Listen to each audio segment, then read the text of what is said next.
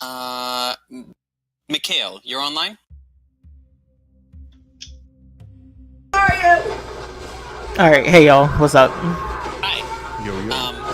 You're online, are you recording? Yep, I'm just getting it started now. Give me like one more minute. No problem.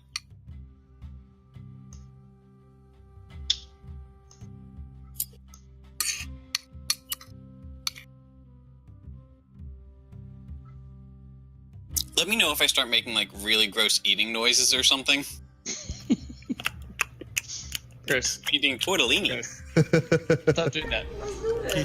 Basically just like Tyler Durden eating cereal. ASMR. Oh my god, I hear No. like slurp slaps. Oh god. It's cool, the recording's going now. Fantastic. Okay, so it's a perfect time to start our tortellini eating ASMR. Oh god. Okay. So recording's going. I hope you guys, I mean, the pregame questions are very fun. I enjoy them, but I hope you guys agree that, like, there's fucking so much going on in this level. Like, I kind of just want to get every minute into the level that we can. So, yes, sir. That's fine. Alright, so I'm just going to throw us right into it. I'm going to start with, like, 60 seconds of Gimbal and Vanitas group, and then we're going to switch to the other group. Gimbal and Vanitas, at the end of last game, you guys had raided this whole, like, western wing of the first floor, and you found these vents in the... Oh, I ripped my stocking. You found these vents in the ceiling, and you guys were stoned on the very good lavender gas, and decided you were going to go explore the vents. So, what I originally had planned, because I literally have a map of, like, the whole ventilation system, what I was going to do originally was I was going to have you roll just, like, dice at random to determine which turns you make, and then whatever the results of those dice rolls are, that's the room you drop out in. Oh, that would have been so good. It would have been very good. So what I'm going to do instead is I'm just going to say that in, like, as soon as the next group finishes exploring their first room and they step into their second room, you're just going to, like, pop out the vent. Right then. Okay. Okay. All right. We can always go back into the vents. Yes. Okay.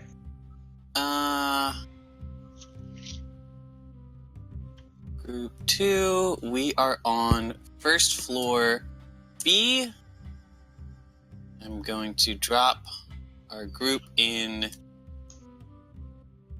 here. And I'm going to reveal area. Okay, so, Lunara has 90 feet of dark vision.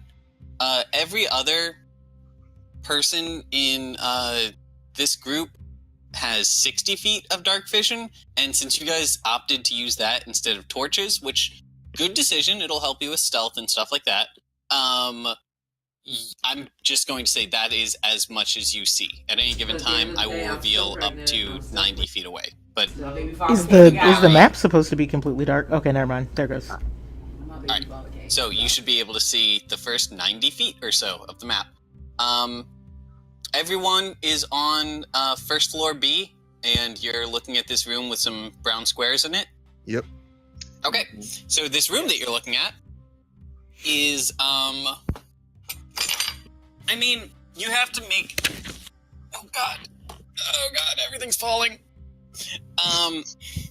This whole temple is going to be very interesting because I designed it as a, like, what I think that a temple of my understanding of, like, the narrative backstory of this temple would reasonably be like. But it's also very, you know, like, it's been a long time since anyone's lived here. And it is, you guys are a third of the height of the normal occupants of this place. So a room that might make like total sense to you guys when like a human walked into it might just be like totally bizarre to you guys from like, like knee height of the intended occupants. But I think that you can quickly figure out that this room seems to be a like feast hall or dining area. There's a number of large tables on it. Oh, come on, give me the clicky. There's a number of large tables. Each of the tables has a chandelier hanging overhead that is unlit. It's talking here. And each of the chandeliers has a little like metal sign kind of hanging underneath it that shows a certain rune, and they look to be the 6 primary runes, or at least like 3 of them are what you're able to make out so far. There's exits to the north, there's exits to the south, and the room extends further beyond. What do you guys want to do? I think Sabek would just start kind of walking forward without much prompting. Okay. I'm just gonna go ahead and reveal the end of the room. Yeah, I was gonna say about where the black line was. Okay. So, I'm assuming everyone else is following. Let me know. Kim wants to go down here. Down south. You're not with that group. Nope. Can I go to the top left door, like the one that was on our immediate left when we entered? Yes. Yes. Okay. Wait, am I still in the vents? Yes. Well, you are technically not yet in the vents because this is happening at the same time that you guys were first entering that hall. Oh, I see what you mean. Okay. Okay. Give me a second to pull up my notes. Eye of the Allfather remake. You guys are in room T5. T5. Ooh, this will be fun. Where did Wex go? Oh, Wex is checking the top right door. Yeah, I went top right. Okay. So you guys are exploring this room. You guys are going straight for the exits. You're not going to like check out the tables or anything. Oh, I thought they were just side rooms. Well, I mean, Sabek is standing in like the middle of the room, so yeah, I'm checking out the tables. I'm seeing what's. So you would have to kind of like climb up the chairs to check the tables themselves out. It's not undoable. The chairs are at like shoulder height for you. How high up are the tables? Because Sabek is a tall guy. He's pretty big. All right. So everything is 3 times as high as it normally would be. I think a normal table is like 2 or 3 feet high. So these would be like 6 to 9 feet high. Right. But they have chairs in front of them that are at like shoulder height. So Sabek can easily like chin up onto the chairs and then hop up onto the table from there. The tables have plates and silverware on them that have all been tarnished with time. They don't appear to have any like food remnants in them, or if they ever did, it's like rotted or away or something.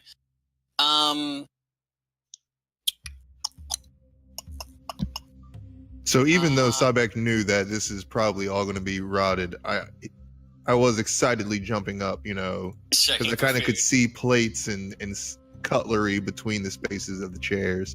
Yeah. But alas, disappointment. No food. Do you climb back down? Sure. Can you point on the map where you climb back down to?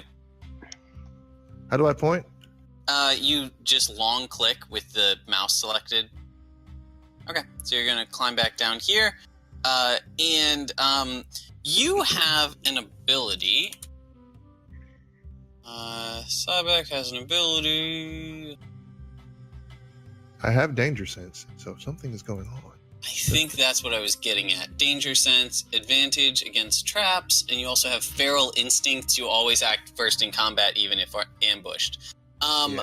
So, you hop back down, and you're just getting comfortable, and then, like, without even I think, like, knowing why you're doing it, you grab your sword and start spinning as, a second.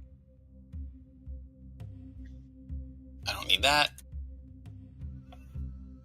As, two tigers jump out from under the table at you. I think this is weird, Fuck. but we'll get to that in a second. Tigre. Ooh. How buff is this guy? Is he a fair fight? Desmond, you're such a brat. Okay. And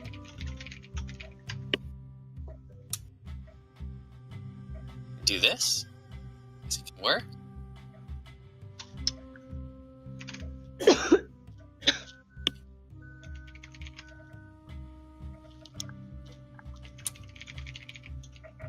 Oh no. It's not gonna work, is it? Close that. What happens if I click?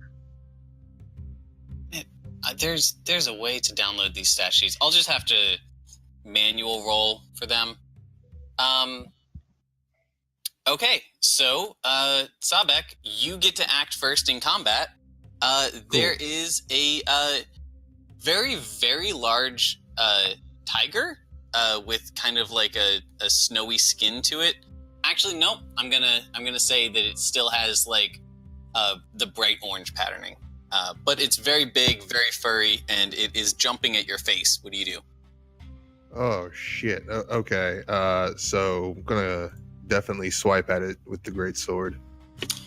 You took a strong dragon's blood during the fight.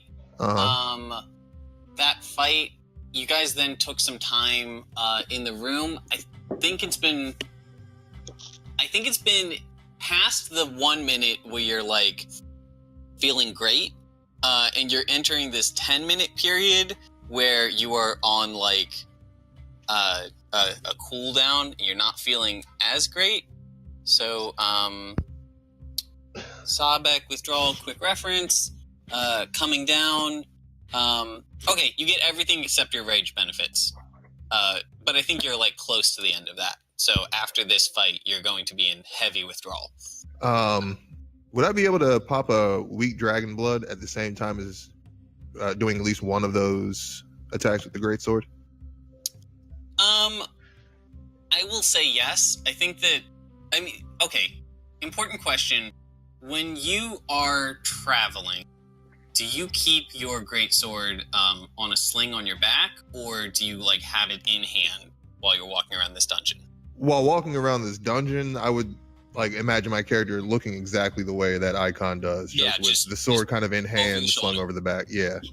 Okay, then in that case, because the only thing I would have thought is that you might have had to take half an action to get your sword ready, but if you don't need that, you can use your bonus action to pop a weak dragon blood, and so you will get one of the rage benefits.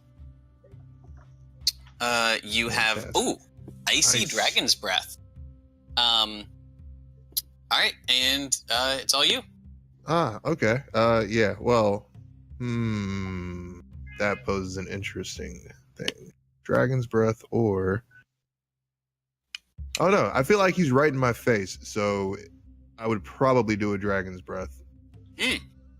Just cause, you know. Great. Since this is happening like on impulse, I think that you're not going to have a chance to like aim it so that you hit the second tiger, but like after this turn, that'll be fine. So it would definitely kind of be like just a reaction. So they make dexterity or constitution saves to prevent that. I would think they would need to make constitution saves. That's what I think. It says I didn't put rage damage on. Okay. Well, it fails either way. Okay. So you successfully hit this thing for full damage with your ice breath. Fantastic.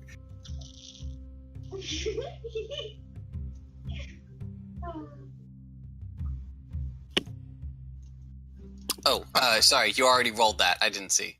Okay, yes, Okay. It is a DC 16 dexterity save to jump out of the way of the breath. But the dragon's breath is 15 points, so he's taking 15 points of damage, and it is somebody else's turn. Can you remind me where Hogard is in the room? Shit, Hogard went with Gimbel's group, I think. Last I knew, I was taking a nap in Harshnag's pocket. I think Gimbal would just be dragging Hogard along then. Yeah, I think you're going to pop up when Gimbal pops up. Okay. Okay. Hogarth's in the vents with me. Okay. Yeah, so Wex or Lunara or one of the tigers, I think the tiger, because the tiger got the jump on Sobek. There's no way Wex or Lunara would be acting yet, so... Makes sense to me. Right. Yeah, I think that's fair.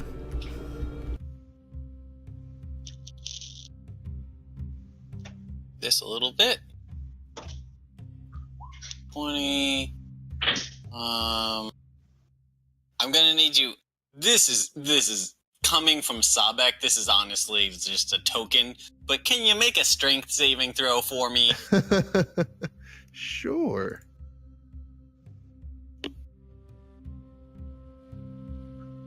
Wow, he beefed that attack too. Oh, that is exactly enough. But he missed you anyway, so it doesn't matter. Cool. Okay. You hop down from this table, and you just like feel something in the back of your neck, and you turn and swing, turn while popping a dragon's blood, and puff in this tiger's face just as he's jumping at you, and that just knocks him off balance a little bit, and he is going to stumble as he tries to claw you, and just totally whiffs it, like. He hits like a foot to your right. And then the other tiger is going to jump out at you and is going to attempt the same attack. Damn it. I'm adding the numbers to these attacks in my head, so the number there is not necessarily the number he's actually rolling. But Okay. yeah, your AC is higher than 14, so that doesn't hit. Yep. AC is 16, I believe. Wex and Lunara, you guys were just about to explore these rooms when you hear some commotion, and you turn and you see Sobek has two tigers, like basically on top of him. What do you guys do? Nice. Yeah, I definitely. I get over there to should I just attack? I want him to aid Sobek. Oh, hell yeah. And then, he can actually do that for free as long as something. I think it's Yeah, if you do that one, I can go and attack it. Yeah, so he can aid Harshnag as just like a bonus action for you, and you get your full attack. The idea was basically anytime you choose to have Lunara do nothing but attack, then Nugget spends his turn helping people instead. Oh, okay, cool. So you can do your full crazy flurry of arrows. Do I have clear sight though? Because I'm wondering You if like do, I basically because be these- shooting through the tables and These chairs. tables are like 8 feet tall. Oh, true. And the chairs have like a respectable distance of trees of whatever respectable distance between the legs. I actually think this reminds you very much of growing up and practicing your ranger skills early on. It's very similar to fighting in the woods where you've got like trees between you and the target. But to you, it's not an issue. Okay. Well then, I guess. Or, you know what? I am going to say, if you have the whole table between you and them, you'll attack with disadvantage. But you can probably move to get to a place where the table is not between you and them.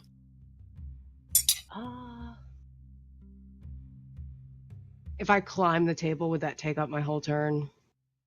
Yeah, I think so. That would be a lot. But I just measured it. You could walk from where you're standing to here, and that would give you pretty easy line of sight to them. Okay, yeah, I'm gonna move over towards this lantern. Mm-hmm. And I'm going to Hunter's Mark the tiger closest to me. Alright. And what's it? 3 attacks first time? Yeah, you've been keeping track of how many spells you use, right? Because I think that was the second time, or maybe third time you've used it today. How many times can I use spells? It should say on your character sheet. There's a magic section that actually has the numbers, but I think you also have it added as a tracker in the same place that your arrows and stuff are. Yeah, you have first level spells and second level spells. So it looks like you have a few of each. Okay. Okay, so you should probably have at least one left of your Hunter's Mark. So go ahead and just do that, and then go ham. Okay.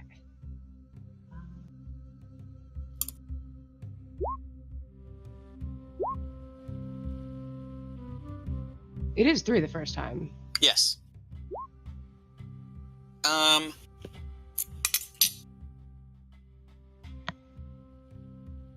Okay. Close Lunara. Open up Saber-Tooth Tiger. These are not actual saber-toothed tigers. That's just the closest approximation I had. All 3 of those hit.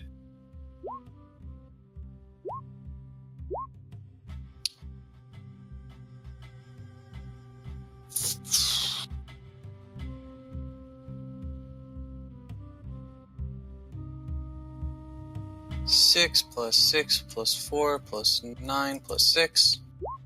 41 points of damage. Between your 3 arrows, your first 2 hits it, and it hits it in sort of painful looking places, and it just growls, and it looks like it's, ready to go in for another attack. And then your third arrow hits it in kind of the neck shoulder blade region, and between that and the breath that it got in the face a second ago, it just stumbles and falls to the ground. You don't know if it's dead or unconscious, but it is not fighting. Oh, thank you, Lunara. Thought you were angry with me about killing that witch back there. He had enough time to just blurt that out. So I think Wex is next. Yeah, I definitely want to go. I'm going to send Slugma first. Say anything to that? And that wasn't fine. Tyrion probably ordered him to probably let him bring me to him, and that would be fine. Yeah, so what I'm going to do is I'm going to send Slugma for an attack, and then I'm going to come up the side of the table. Mm-hmm. And I should be able to blast from there, right? Yeah. All right, cool. So Slugma's going to go first. He gets 1 attack. He fucking crit. Damn, yo, fuck these cats. And he does 21 points of necrotic damage. A second.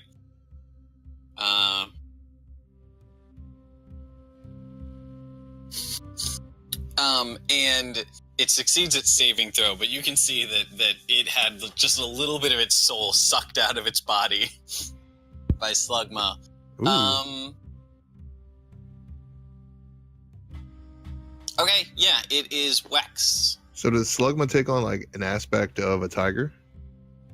No, Slugma I think of as more of just a ghost, and I actually at this point imagine it exactly as the big slimy ghost from Slimer from Ghostbusters, and it just eats other souls. Okay. Yeah, those both hit.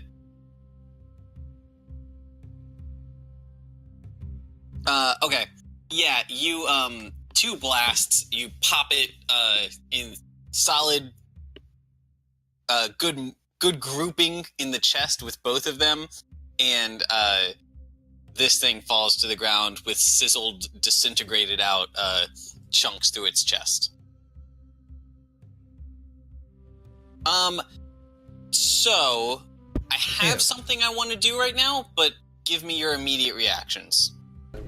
Sabek sees this purple-looking dude. Who is this with the axe? Down at the end of this table. Oh, that's Wex. Okay, Yes. I didn't recognize the icon. My bad. Sorry, Wex. I didn't mean to look at you like that. No worries. You know, sometimes you get that your blood's all heated up. Yeah, the blood rage. Sabek was just looking around all wild-eyed and just saw the hair and was like, oh, never mind.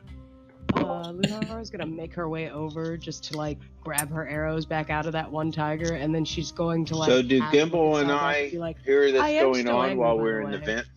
Yeah, we're gonna. Were you Probably not, but we'll get to you guys in just a second. Were you muted? Can you guys hear Lunara? I could. Yeah, I'm about to say, can she go again? Go. Yes, Lunara retrieves her arrows. Hey, Lunara. What was that last part of what you said? I said I was still mad. It's just like I grab my arrows and I'm just like, by the way, I am still mad, just so you're aware. Very good. Oh, Sabek kind of looks down. Okay, so what was that, Hogard? What's up? No, Hogard, just wondering if he hears any of this. I guess not. Nope. I'll get to you in a second. Okay. So Lunara, you're pretty familiar with animals and their like. Can you roll a nature check for me? Absolutely.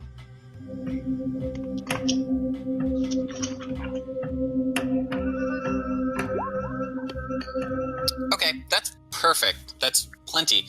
So Lunara, these two creatures that you fought look like they might be some kind of like dire tiger, like particularly big, nasty looking tigers. Oh, shit. They are apex predators, and you guys are in a temple whose door was frozen shut as of like an hour ago. They shouldn't be here. What the fuck have they been eating? Yeah. Like how is that ecologically possible? I suppose that would make sense for like why all of the tables are empty. So using kind of his ability as a wanderer, Sabek kind of just chimes in, yeah, this is weird. Yep. So that's weird. That's what I'm gonna give you. That's weird. Yeah. Do you guys want to go? Well, do you guys want to check out the room? Is there anything else you guys want to do? Sabek pulls a tooth and a claw off of one of the dire tigers. Yeah, I want to pelt. Oh, very good. Hey. Alright, excuse me for a second. I have to go find a pelt because, Lunara, what I will also give you with that, number that you rolled is that, these are, you know, dire tigers, whatever. These are fairly, rare, nice, animals, and their pelts might fetch a nice price. Ooh. Yeah, so we definitely should skim both. Let's skim both, yeah. I'm trying to just, give you guys as much garbage treasure as I can this level, so that when you get to the store later, you're just gonna have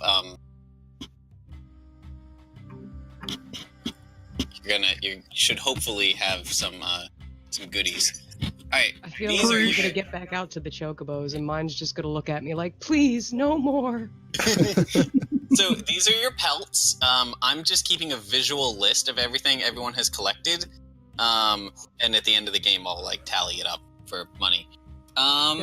So there's can each of you guys make a perception roll?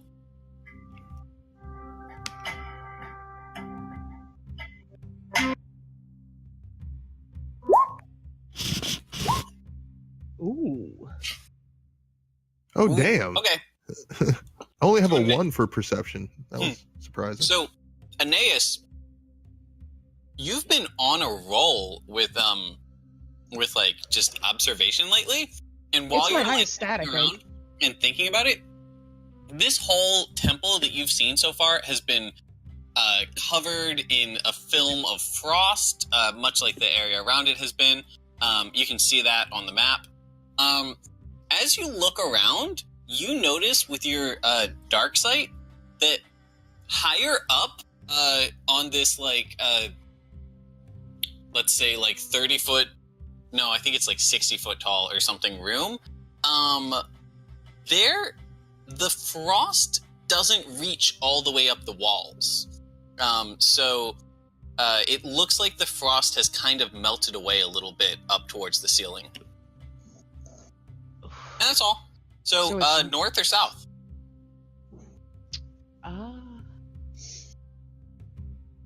I guess I want to go back towards the room that I was going to check out before the tiger surprised us. North? Yes. Tiger surprise. Tiger surprise. It's like Tiger Wait, Bomb, is but that- worse. When I hear one. Jump off of the table. Tiger surprise. Tiger surprise. Please no. So I'm just gonna Please no. Please no Shia LaBeouf. I'm just gonna reveal the whole area because you guys can. Gimbal can hear us from the Oh, vents. sweet. Another instrument. We'll get to that. We'll get to that. So Far away from the vents, you hear, "Great, now I have it stuck in my head. Thanks, Sabek."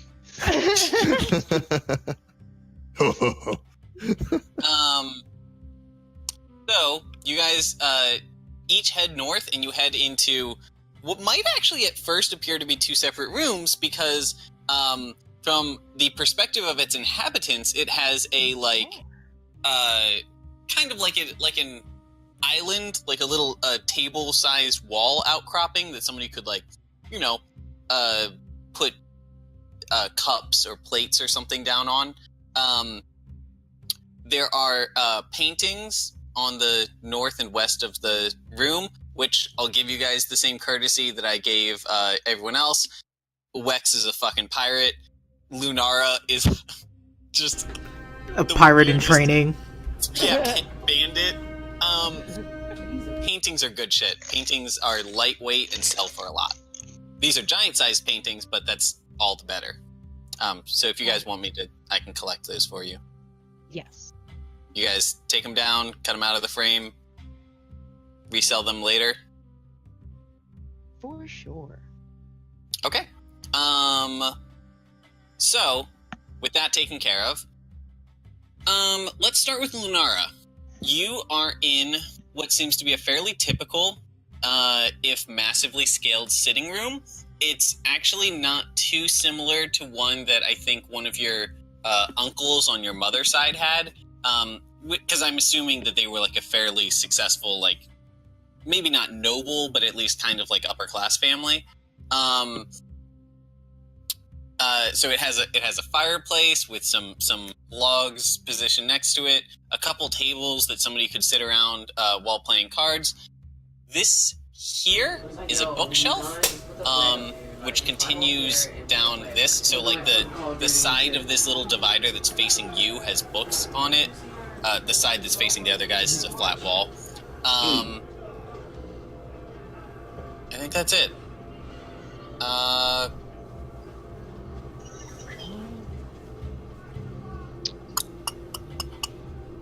I think since everyone else is on the other side of the room. Oh, wait. How the dark skin is. Sorry, I have one more thing for you. Think about what you're about to do, because something else is going to happen. Another surprise. Son of a bitch. Son of a bitch. So, by the way, Gimbal, because Harshnag was not able to follow you in the vents, he just took your group's walkie-talkie and said that he's going to go wait by the stairwell, and you guys let him know if you want him to meet you anywhere. So Lunara, as you are walking around this room, you see one of the air ducts, which you hadn't noticed before, above you. The grate covering it pops open and Gimbal falls to the floor, shortly followed by Hogard. Lovely for you guys to I got the names pop right. in on Yes, us. Hogard, not Harshnag. Gimbal, can you give me a dexterity save? I sure can. Not even one groan. All right, you're just gonna take.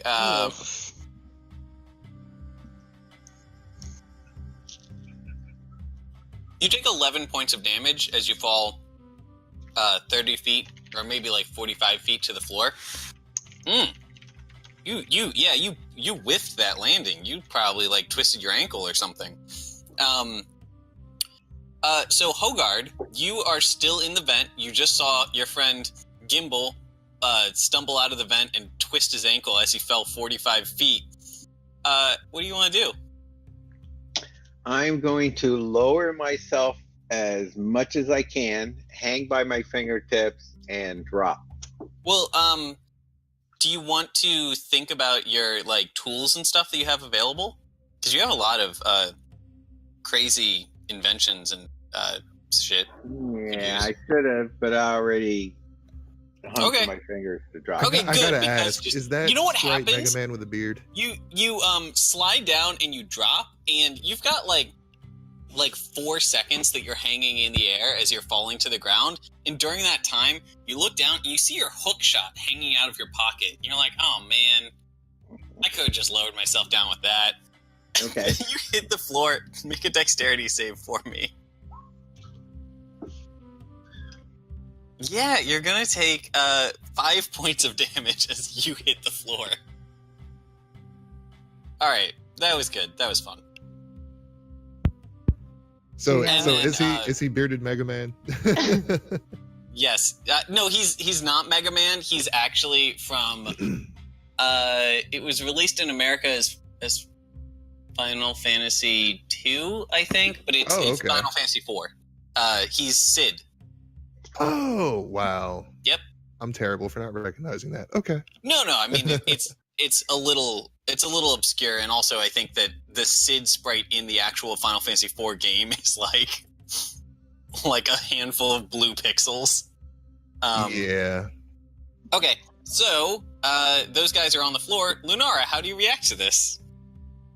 I feel like as they were falling, Lunara was like, "Oh, it's Gimbal and Hogard. Lovely for them to drop in on us." And then she sees them fall, and she's just like, "Oh no, I'm sorry. Are you guys okay?" That's so sweet. I love it. Now, I could suggest that Gimbal might have broken Hogard's fall, but I'm not going to go there. Okay, no, you know what? That's totally fair. Gimbal, you're going to take an extra 3 points of damage. No, Hogard, you no, take 3 no, points no. less damage. No, you're very right. You fell on top of Gimbal. He softened your fall. So Gimbal, you just took 14 points of damage total. Seeing that from across the room, Sobek just kind of gives Alright. up. God, Hogard, what have you Hogard's been feeling eating? very bad. Hogard, you're really heavy. Yeah. Okay. So everybody's back together. Yay! Huzzah! Also, Vanitas pops up and says something witty. Doesn't Vanitas get hurt on his entrance too? He could No, fly. he's a bird. Okay. So, Lunara or Gimbal or Hogard, do you guys want to make an investigate check to check out this room? Yeah. Sure. Well, Hogard wants to explore. Gimbal's kind of like walking his sprained ankle off though first, Mhm. Oof. but he'll investigate, and as he does, there's Hell some yeah. down under the table. You guys get a good look around the room. There is not much to it, but the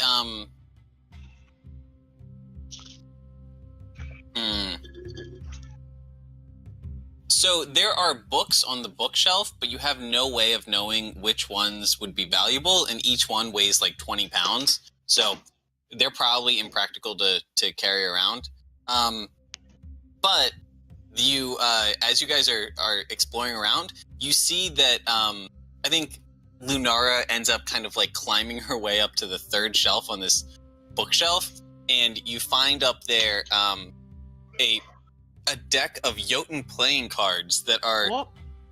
they're basically like 8.5 by 11 playing cards. And you don't necessarily. No, I'm going to say that you do recognize the cards. I think that the like tarot deck format in our world has been so standardized for so many hundreds of years that it's kind of cross-cultural. They have like different names for their cards. Like instead of the page of wands, they have like the the Jarl of hammers or something. But you can, yeah. Okay, so Yes, I definitely want those if I can take them, because I have a perfect joke for them later. yeah. So that is Well, that is I actually think all there is to find in this room. Hogard would like to tell everybody about what they saw when they were exploring the other room and ask what he's missed. What's been going on while we were There away? were some tigers in the other room. It was crazy.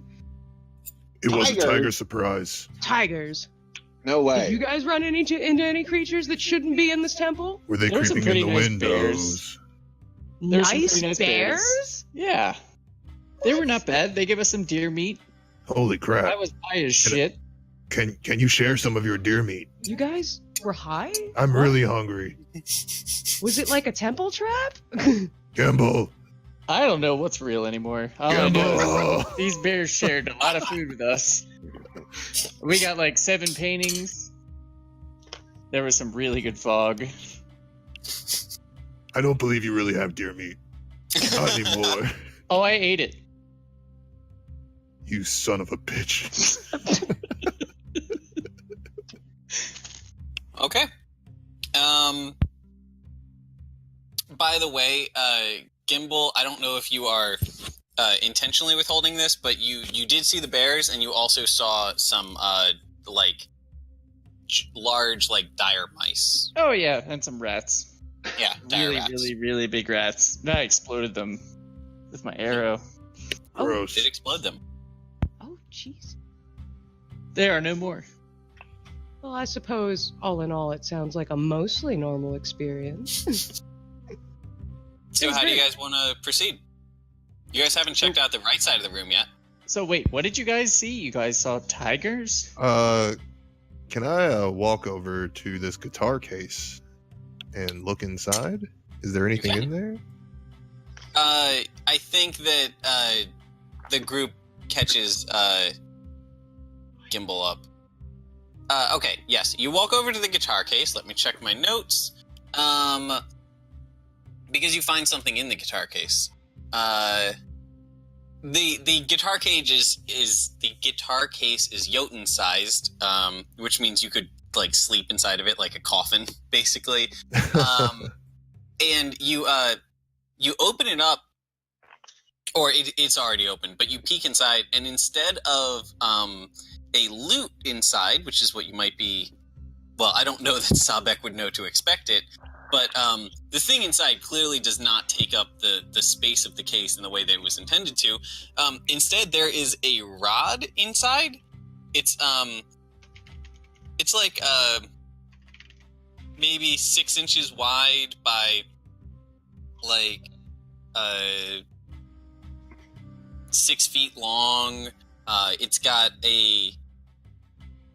this shape on the end that is kind of it's like a hook that also kind of has some like key patterns to it. It kind of looks like if you took like a really wide hook and shaped the end of the hook into a key.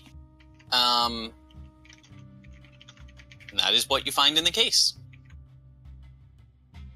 I'd like to investigate that. Maybe that is some kind of a key? Okay, you investigate it. It does appear that it was intended to be used to probably unlock something. Can you make an investigation check? And you will have advantage on this.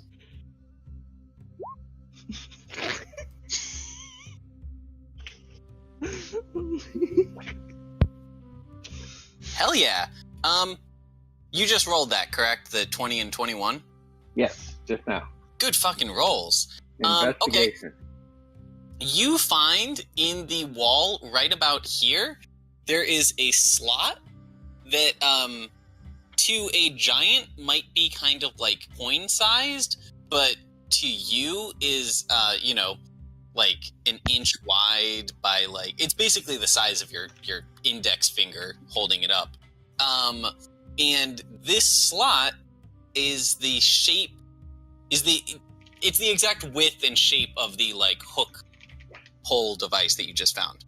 So you could hook the end of that pole into the slot.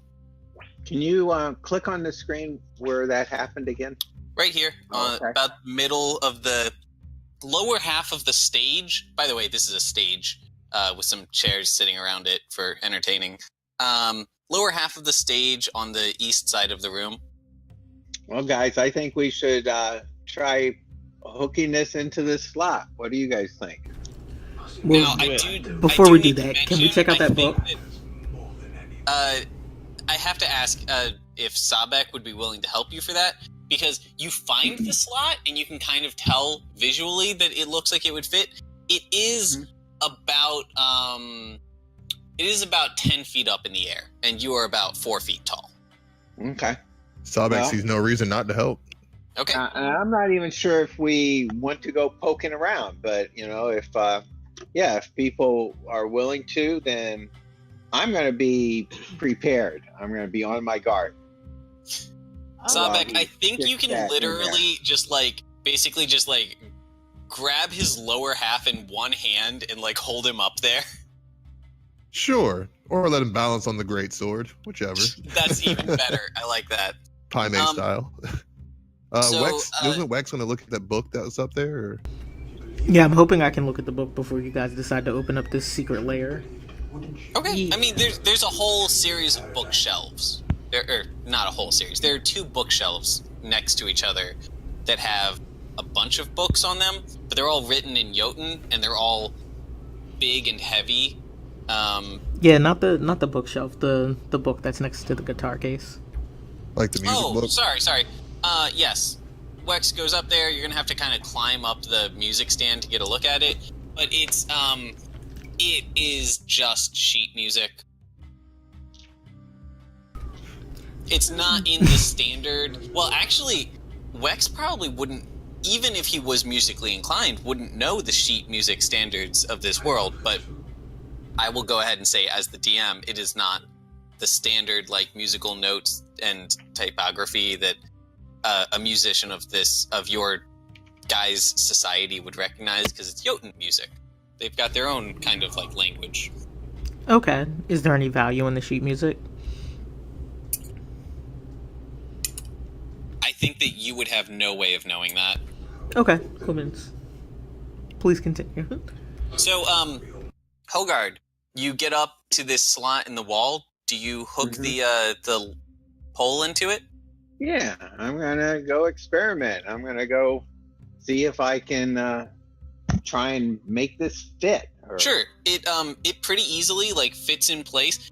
Remember, it is the size of, like, a full-blown, like, quarterstaff. Like, it's 6 feet long by, like, 3 inches wide. This is a big, heavy lever.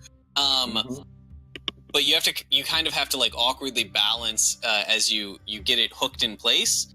And when you do, you can kind of, like, lean back a little and look at it, and it is it appears to be a lever, like a lever that somebody might have in a dungeon or in a castle to activate a device. All right. Well, I'm gonna pull on it. Fantastic. You jump up and you grab the lever with your full weight, and it doesn't budge because it's designed for giants and you weigh 40 pounds. Oh. Hopefully I can tell that I'm just not able to pull on it. Yeah. Sabek grabs his foot and then pulls down along with him. Can you give me a strength roll, Sabak? You got it. The primary strength or the... Not a save, just the primary strength. Where is that again? Shit, I always... Top left. Got it. That's better. I think 16 will do. Woo. Hogard, you're going to take 2 points of damage as Sabek just like yanks you to the ground and pulls you like one of those stretching torture devices. Oh god. But give me a second because your gambit succeeded.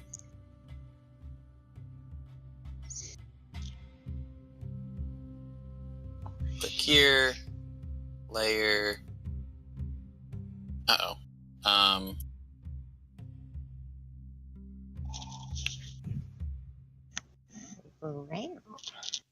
Okay, so a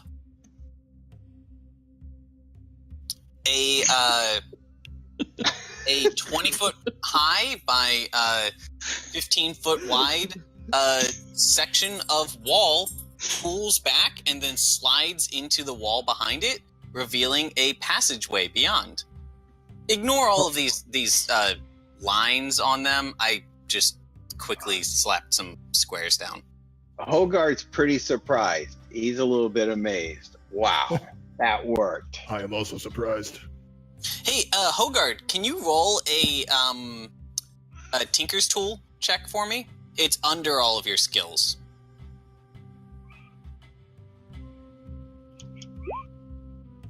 Fantastic. That's just going to basically stand in for, like, technology knowledge. 15 is high enough to recognize that this is a pretty, like, mechanically sophisticated device. It is really hard to convert, like, linear kinetic energy, such as from a lever, into doing all of the things that just happened. Pushing the wall backwards, sliding it over. That's pretty crazy. They must have some like counterweights set up somewhere or something. It's Hogarth was just about to say something about counterweights, but he was afraid it would put the whole group to sleep, so he didn't mention it. But to himself, he's thinking, "Wow, there's some impressive counterweight stuff going on here." All right. Science. All right. So, what do you guys do? Gimbal sees this all happening and he wants to be a part of this excitement, so he's going to come over here. Okay. By the way, absolutely I'm so excited that you guys went this direction. If you want to go like a 100% completionist run, you also have not explored to the south of this section of the floor yet either. But yeah, you guys want to check out the hallway? I think Sabek would stop and turn to Lunara and be like, what do you think of this area? You seem to be able to get into places where people aren't supposed to go. What does it look like to you? Wow, I'm standing right here, Sabek. He was saying An actual literal pirate. Oof. Damn. Hey guys, do you appreciate that there is one rogue in your party and it's Hogard? Yeah, he's really putting it together. Well, Hogarth's curious. He's peeking into that space. He's looking inside. Lunara, I feel like somebody should have some sort of skill that gives them a little bit of a preview of what's about to happen in there. Yeah, Lunara, do you have a response to Sabek? Or do you want to? Well, oh wait, I used all my spells, didn't I? Oh. You've got one level 1 spell left and 2 or 3 level 2 spells left.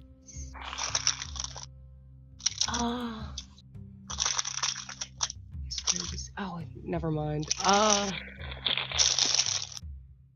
would say, mostly in terms of Sabek, like, yes, you have a point, but I'm more used to forests, whereas this is kind of a secret compartment, and I'm mostly concerned for traps, but I can't check for them. So we should proceed with caution. What does Wex think? Honestly, the exact same thing. Unless we have some way to disarm some traps that could be in there. Going in there, like, we just fought 2 tigers and no one's concerned about that. We should be more concerned about the fact that we just fought 2 tigers. Yeah, that was kind of strange. Okay. Like, I don't know how Sebek would feel like that about that, but being a wanderer, you would think that, like, yo, I've never seen anything like this in my travels, right? And especially Lenore, right? Yep. Yeah, Definitely. Could I, like, is there something, like, in the room that's nearby that's small enough that I could just kind of, like, pick up and throw down in there and see if anything happens? Because that's, I feel like, what I would do at this point. Here's what I'll say. You have to do, like, a minute of exploring to find something good, but there's a Jotun mug on this table that was left over from the last person who was in here. That, let's see, a normal mug is like 4 inches tall, so this one's a foot tall by like a foot wide. So it's basically just, it's like chamber pot sized. You take this big fucking huge Jotun mug and give it a good toss down the hallway, and nothing happens. Frick. Gimble's bored. He wants to explore to the south with Slugma. Oh. Wex, do you send Slugma with Gimbal? Come on, Slugma. Is Gimbal just, like, trying to command Slugma, or is He's Gimbal trying. asking me? I don't think it's working. No, because I think it's funnier if you're trying to He's trying. command Slugma. And then Come on, eventually, Slugma. like, I just look at him, I'm like, go ahead. Slugma, come. Oh, okay, so this is exciting. I think that this has potential. Does anybody want to join Gimbal in his adventure? I'll take Nugget. I'm also gonna go. Okay, so Wex, Gimbal, and Slugma are going south. All right. Zabek, Hogard, and I'll go ahead and give you guys Vanitas in case he shows up later. Lunar, Sabek, and Hogard are going east, correct? Into the tunnels? Correct. Okay. So I'm gonna do your group first, tunnel group. Can I send Nugget to scout ahead, but basically Sure. be like, if anything happens, come back. Like, don't be a hero. Sure. And I think that as you're walking, you just keep picking up this mug and like bowling ball rolling it down the hallway in front of you. Yes, absolutely. Okay. Nothing seems to happen. It doesn't seem to be trapped. You head down the hallway. You get to the end. And at the end, it branches to the east and west. The east has a small by giant size, stairwell embedded into it that is heading up. And to the west, the hallway extends beyond. I want to go west and just basically see where this hallway ends on the other side. Okay, you go west, and you are traveling for, 20 minutes, and nothing happens. Oh, okay. It's just continuing in a straight line. It seems like it just goes on for ages. I feel like Lunara's muttering to herself, like, what's the point in putting in all these secret tunnels if you're not going to put treasure in them? It's bullshit. So, do you want to continue down the long tunnel or try the stairs? Let's try the stairs. Okay, it's another 20-minute walk back to the intersection before you get to the stairs. And at this point, I'm going to switch to our group going south. They have 40 minutes worth of stuff to happen before they catch up. We'll make it work narratively. Gimbal is skipping, trying to get Slugma to skip along with him. Slugma, by the way, I really like this image of Slugma being literally the corpse of the creature whose death summoned him, but with like just like marionette puppet style, kind of like dragging across the floor as this big goopy ghost slime monster extends out of its back, just like I have in the sprite there. You guys travel through this room that some of you have already been through before. Nothing exciting happens again. All right, you head into the new room. This is a room, by the way, that like it was one of the first rooms I designed, and I put a lot of time into building this room for objectively no reason. There's no reason I put the amount of time as I did into this particular room. So, let's investigate. You investigate. So, you head inside. This is going to be fun because I don't think any of your characters, except for maybe Vanitas, are... I think maybe Wex would know this, as you guys are exploring this room. So, let me pull up my notes to give myself the good description I wrote. It appears to be a kitchen. So there's a table in the top left that you might like put food on that's ready to go out. You've got a table in the middle that might be used for chopping and preparing food. It's got shelves underneath you can open up that have like pots and pans in them.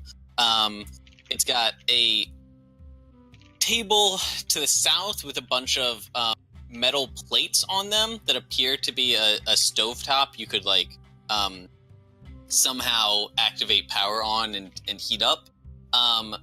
There is two basins to the southeast that are elevated and like industrial sized, and you could they have knobs next to them that you could activate to pour water, which I think is Wex's first time seeing this in this temple, not Gimble's. But they're frozen and non-functional. There is a hole, kind of. There's like a trap door in the floor here with a button that a giant could stand on. None of you guys are close to the weight of a giant, so if you guys want to do that, then I would need to know how. There is another like sub room to the north whose door is closed, and then there's a sub room to the east whose door is closed, and it has a little like control panel to the west of it. Fucking whatever. It has a control panel next to it with another one of those like runestone slots that a runestone could be inserted to. Hmm.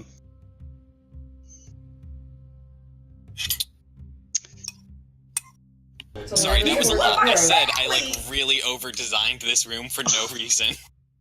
Can we call for Harshnag? Harshnag is waiting in the stairwell for you guys to tell him like what to do. Yeah, we can use his help. Okay. 1 second.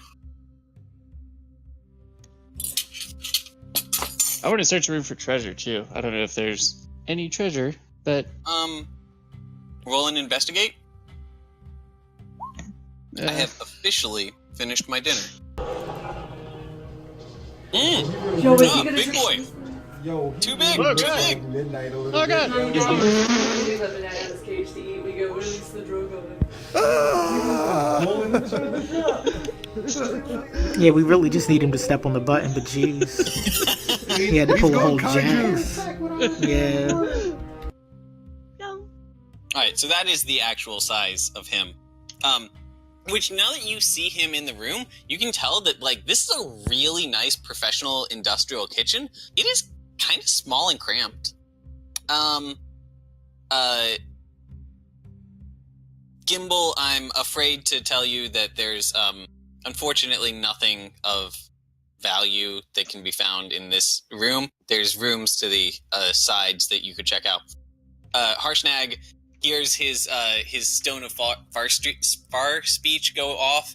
And the phone of far speech, which is like a full like handful to you guys, is about the size of his thumb.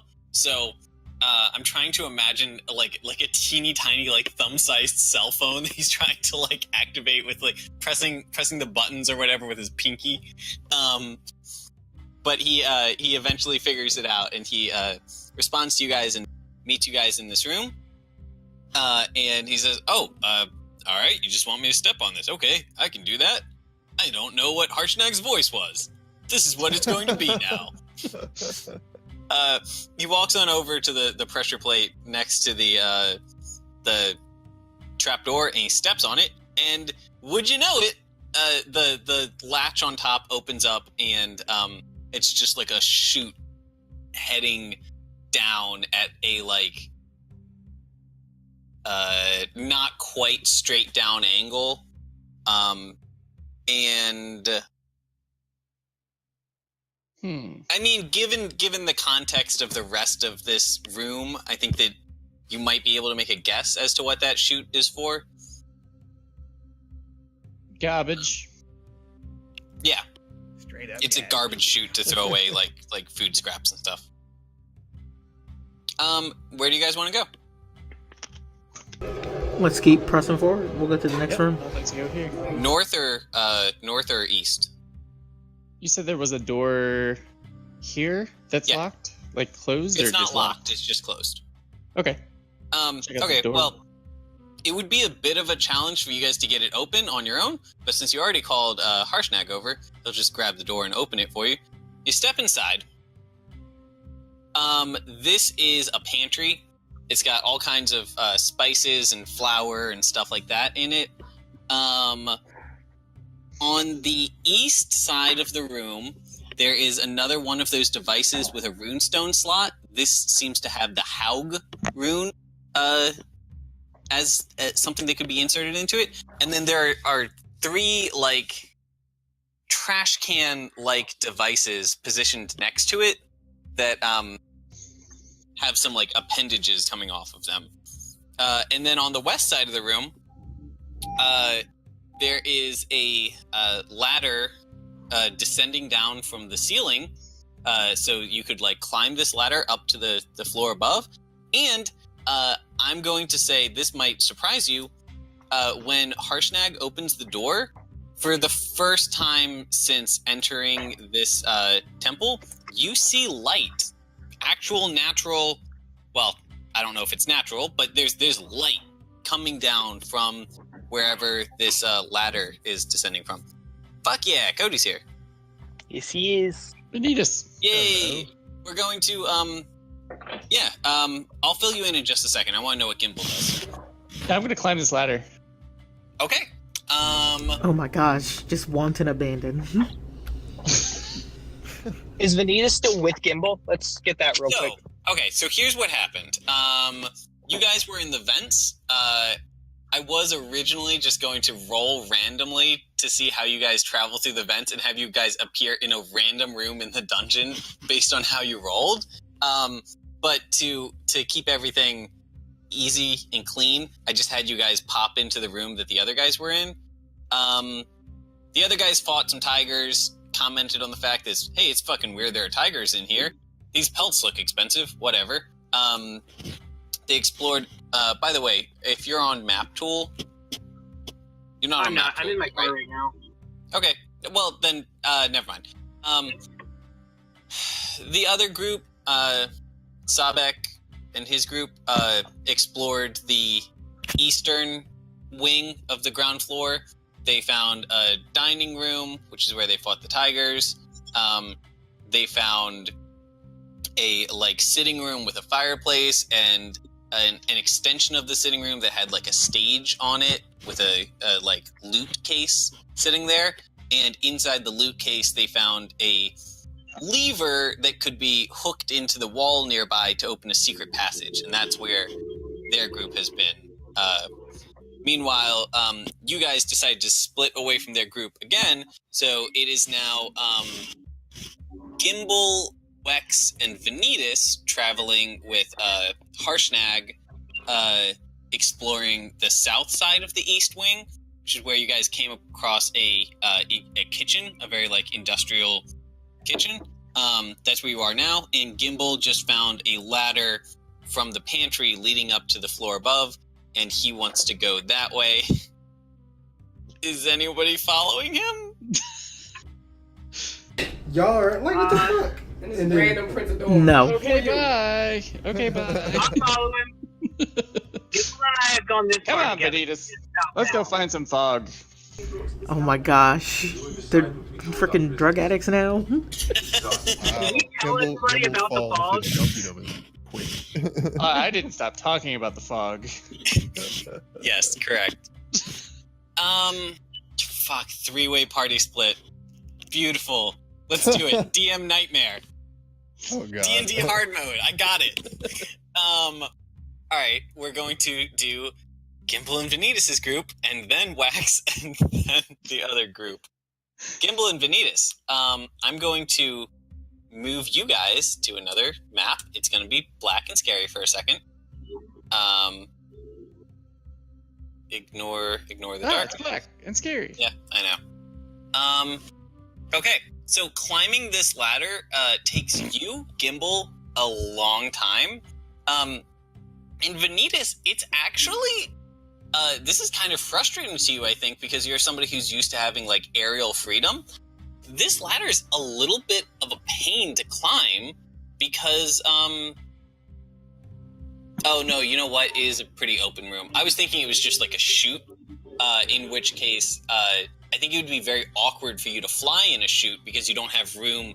Most birds fly by like slowly ascending at an angle as they go, and trying to extend in a straight upward direction is awkward. But no, you would be fine. All right, can you guys look to the bottom right of the map? I don't So, see by anything. the way, as you're, I don't see anything. You probably have to scroll a little to the side. It's there. Yeah, You guys will get Morgan. used to this eventually when I'm driving. We're I'll in the say middle stuff of a like jungle. that just to mess with friends. Yeah, it took me a second. Gimbal, you see? From like the very bottom right of the map. Yeah, Can you guys hear me? yeah. Yes. Yeah, totally. I keep hitting this this button on my headset that mutes it. Hate it. Okay, so Gimbal, you see the section that you guys are in? I do. We're in the jungle. So, as you guys are climbing this ladder, which again is very awkward to climb, and Gimbal has to kind of use his stretchy powers to get from rung to rung, it gets warmer and warmer as you're climbing up it, and you start smelling like the smells of life, you know, like composting plants and animals and all this stuff. Poop. And you're getting, yes, and poop. You're and the light that was shining down from above is getting brighter as you're climbing. You can step out. You're in a fucking jungle. You were in a temple. What the hell? What the hell? Is it the standard like jungle, or is it a jungle that's like giant jungle? So This it is. Welcome to the jungle. No, Gotta look out for it's like tigers. standard plants, but they are plants that giants would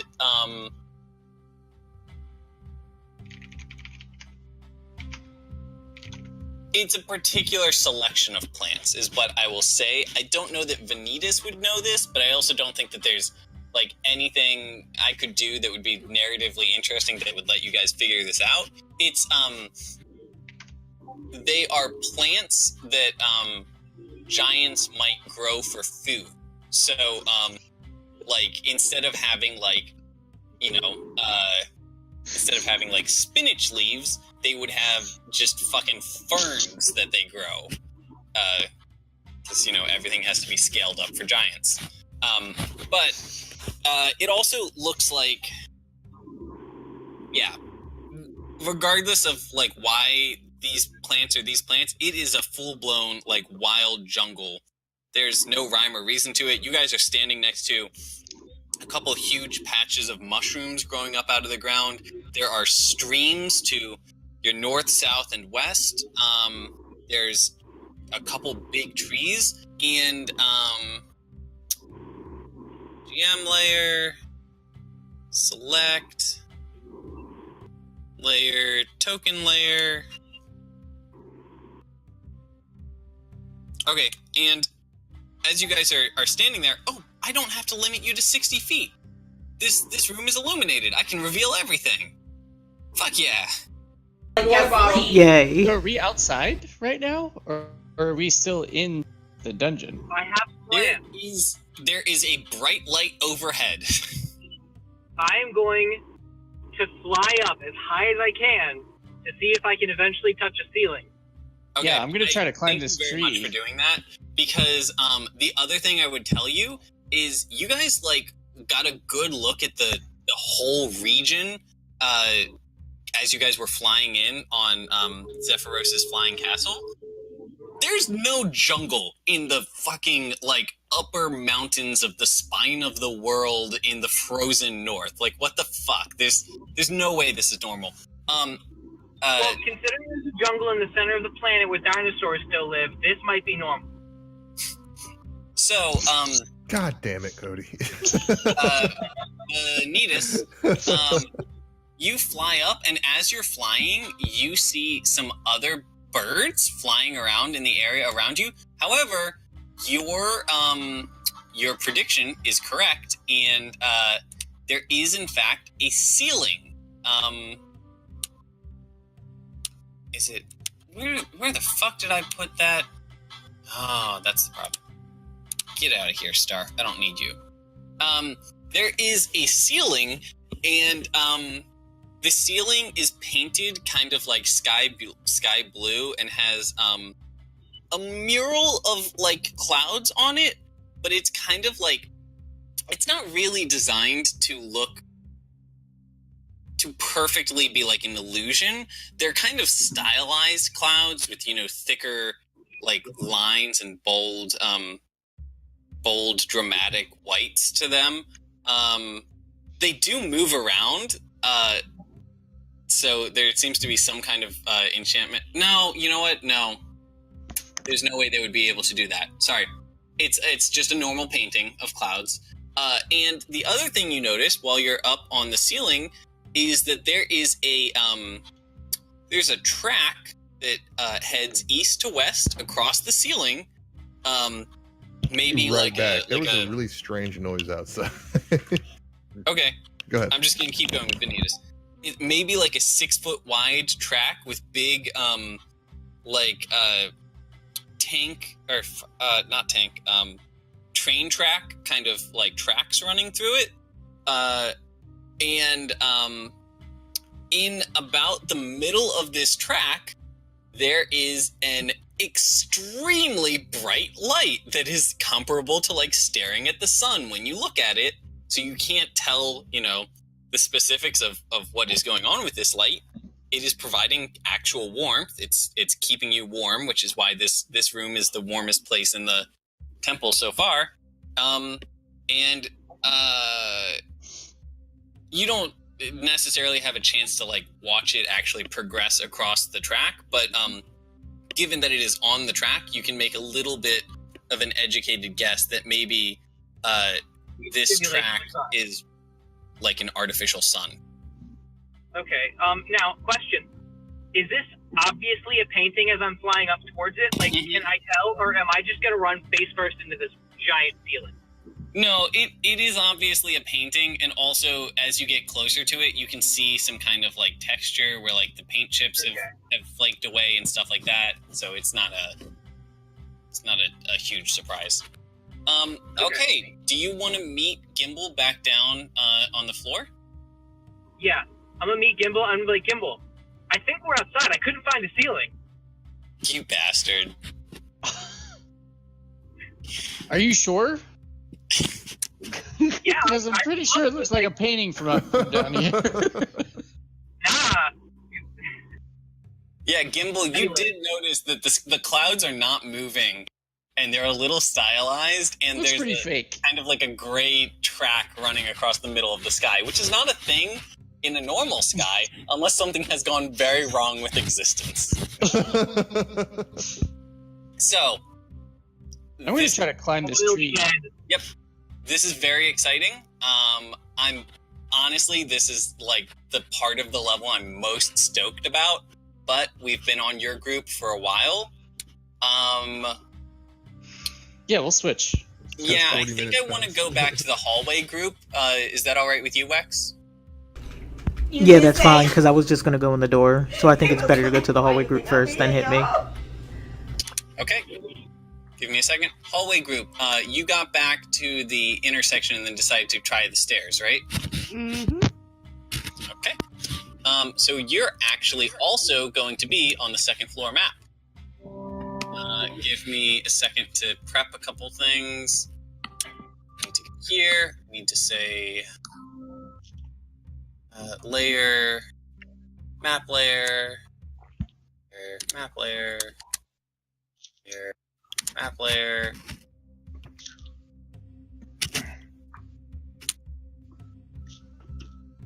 Map layer.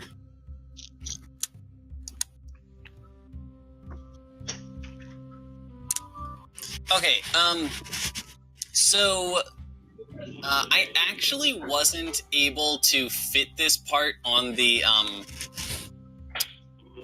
map itself, but as you get up the stairs, the hallway continues to the west again, on now presumably the second floor of the temple. You travel down it for a little bit, and then after like I don't know, maybe 5 minutes of travel, you see a hallway branch off to the left, and then the main hallway continues further down. Do you take the first branch? What do you guys want to do? First branch. Think wrong. Okay. So there's no map you can show us? I will show you a map. I just had What to is know. this ghost of aspirin bottles? I just had to know where you guys were starting, because I wasn't able to fit the middle section of the hallway onto the map, actually. Okay. So I was only able to fit the like branches off of it. So you guys head down this branch. This one is a very short travel before you get to another turn. It's just like 100 feet or less. You get to the end, and you turn. There is another slot in the wall that it looks like that lever could be inserted into. You guys did not take the lever with you, so you would have to go back and get it. And so you're looking at like the back side of the false wall now. It's made of wood. And there is a poster made of probably vellum. It would be a poster to you guys, but it's just like a piece of paper to a giant that has been nailed to the back of this false wall. Or, yeah, they wouldn't have tape. They would have to use like nails, but they're like little nails, which is a very simple thing. Okay, and you guys head up. Harshnag, am I correct that you know Jotun? Harshnag? Yeah, are you asking? Are you asking Harshnag? Are you asking Harshnag if he knows I was very Jotun? confused. I was like, wait a second. Did we get a new player? Branch line is splintering. Actual fun fact, Harshnag is like mostly illiterate. It takes him very long to read everything. But I meant to ask Hogard. Hogard, you know the Jotun language, don't you? You know what? I think I do. I thought that was on your character sheet. Hold on, I'm looking for that. It would be under proficiencies, which is under all of your skills on the left. You learned that at like the university or something? So where it says core bio spells, I would look under that. No, I know what you mean on the left side. Efficiency.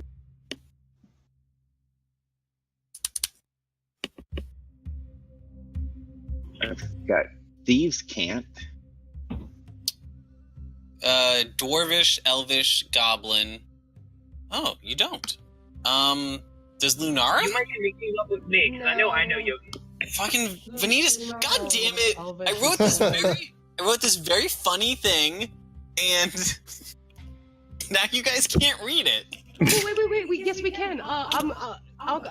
Do we have a walkie-talkie on us? Or did you guys have? You guys have your walkie-talkie. What is your scheme?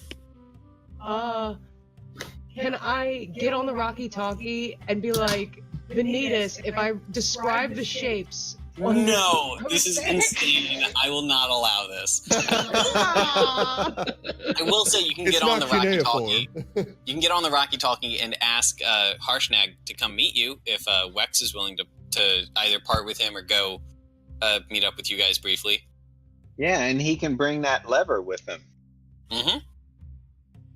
I'm scared. Sounds like an excellent idea. Will this place close and we'll just get crushed? Well, maybe as long as someone could go and meet him halfway to help him find it. What do you guys want to do? Hogard would like to suggest that someone go back and meet Harshnag and show him where we are. So you guys want to ask them to come help? I do. Hogard does. Harshnag? Hogard votes for that. I mean, I think that it would be rude to invite Harshnag and not Wex. Oh, they're still both together. Again. That would be a little bit of a social faux pas. So you guys are going to message them? Yes? Invite them both. Okay. Wex, are you interested in joining their expedition? Maybe coming back to your current one? Yeah, what is it that you guys need? Because I'm kind of in the middle of something. They just need Harshnag, honestly. Oh, if wow. They need somebody to read Jotun. Can I? Okay. Wex, what are you in the middle of? Business. Can I cast the spell through the walkie-talkie? No. Okay. That would be insane. No, I'm just gonna go. I'm gonna go meet them with Harshnag. Okay. Oh, what did I just do? Okay. Harshnag and Wex and Slugma, yes? Meet you guys in the hallway. This is fun because, you guys have felt, like, very comfortable walking through this hallway. You know, it's a good, solid, like, 10 feet wide, a very, like, comfortable, like, big human-sized hallway. As soon as you see Harshnag in it, you get the impression that this is very claustrophobic for him. Like, this is an uncomfortably skinny, narrow hallway for Harshnag. But he gets by and he has to kind of say, like, oh, excuse me, sorry, pardon, coming to... and he shuffles on past you guys, and he sees the sign, and he goes, all right, let's see what we got here. And then, because I didn't finish consolidating this part of the level into my notes, I have to read my old notes. Oh, there, it's on the token layer.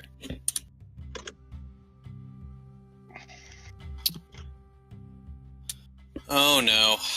I have the Allfather remake. Oh, here we go. I did write it. So you guys are in room B2. Alright, yes. So Harshnag gets up there, he leans in close to this paper, and he's kind of like mouthing along. Wex, you do have like comprehend languages, correct? Sure do. If you wanted to let him out of his misery, you, under the influence of comprehend language, would be much more literate than Harshnag. Yeah, I think I watch him do it for like 5 or 10 minutes, and then I just get like frustrated, and I just tap him on like the thigh. I probably can't reach that high, like maybe the shin. Yeah. And I'm like, hey, hold on a second, buddy. Let me take a crack at this. I love it. Thank you. Okay, so you cast this spell, and Harshnag will give you a hand and hold you up to this this paper, and you immediately are able to comprehend the letters, which are they're written in a. This is not a like professional warning like kind of thing. This is somebody's like hand scrawled note to themselves. It looks like, and the note reads, K. Hecaton and Q. Nere's chambers. Do not enter. Remember, also, they have baby Sarissa. Do not do anything that would wake her. What the hell? Yeah, I definitely want to alert the group to the note. and just really point out that, hey, this is a warning. Please don't wake this person up. Who did we just lose? There he is. Echo. Sorry, I'm trying to get this to come back through my headset. Or my gotcha. earphones. Harshnag, do you have any idea who this is referring to? God, we're gonna have some weird echo. Oh, feedback time. Cody. That's creepy. There we go. Cody, do I get echo? I don't get echo. Perfect. Thank you. So Harshnag goes, oh, well, yeah, obviously. I mean, Hecaton was the person who signed that message we read as we were coming in about, let the carnage be on, blah blah blah. Yeah, King Hecaton is the lord of all Jotuns, or well, he was until the fucking whatever it's called broke. And Q Neri would be referring to Queen Neri, his wife. Although he kind of like scratches his head and says, "Look, this is like very tragic. Queen Neri actually died very recently. But yes, until the Queen Neri is the deceased wife of Hecaton, the king. And this is interesting. This note mentions baby Sarissa, but Sarissa is a 300-year-old grown woman these days. I mean, she's actually the next in line for the throne. So whoever wrote this note must have written it, hundreds of years ago. Well, why not press forward? The threat here seems to be centuries past. Okay. You guys insert the lever into the wall, or do you want to do it this, or do you want to check the further down the hall and then pick a room to try? I'm just gonna do it here. Okay. Yeah. Yeah, Harshnag can help you put the lever into the wall, and I can't use Hogard again. I don't think Hogard could survive too many of those. All right, so you enter it, and so for some of you guys, you're going to be seeing this for the first time. Hogard and Harshnag actually saw this a very similar sight earlier when they were on the west wing of the first floor.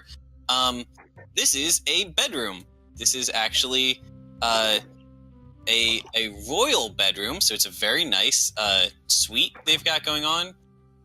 Pop Harshnag over here, drop the rest of you guys in. There's a painting on the wall, so I will go ahead and just add that to your collection. There is all right, I already did most of this description last time because the layout of the room is the same. Very nice bed on the west wall. There's a dresser. There's a closet. There is a bathtub and a sink, both of which have faucets that are not usable because the whole thing is frosted over.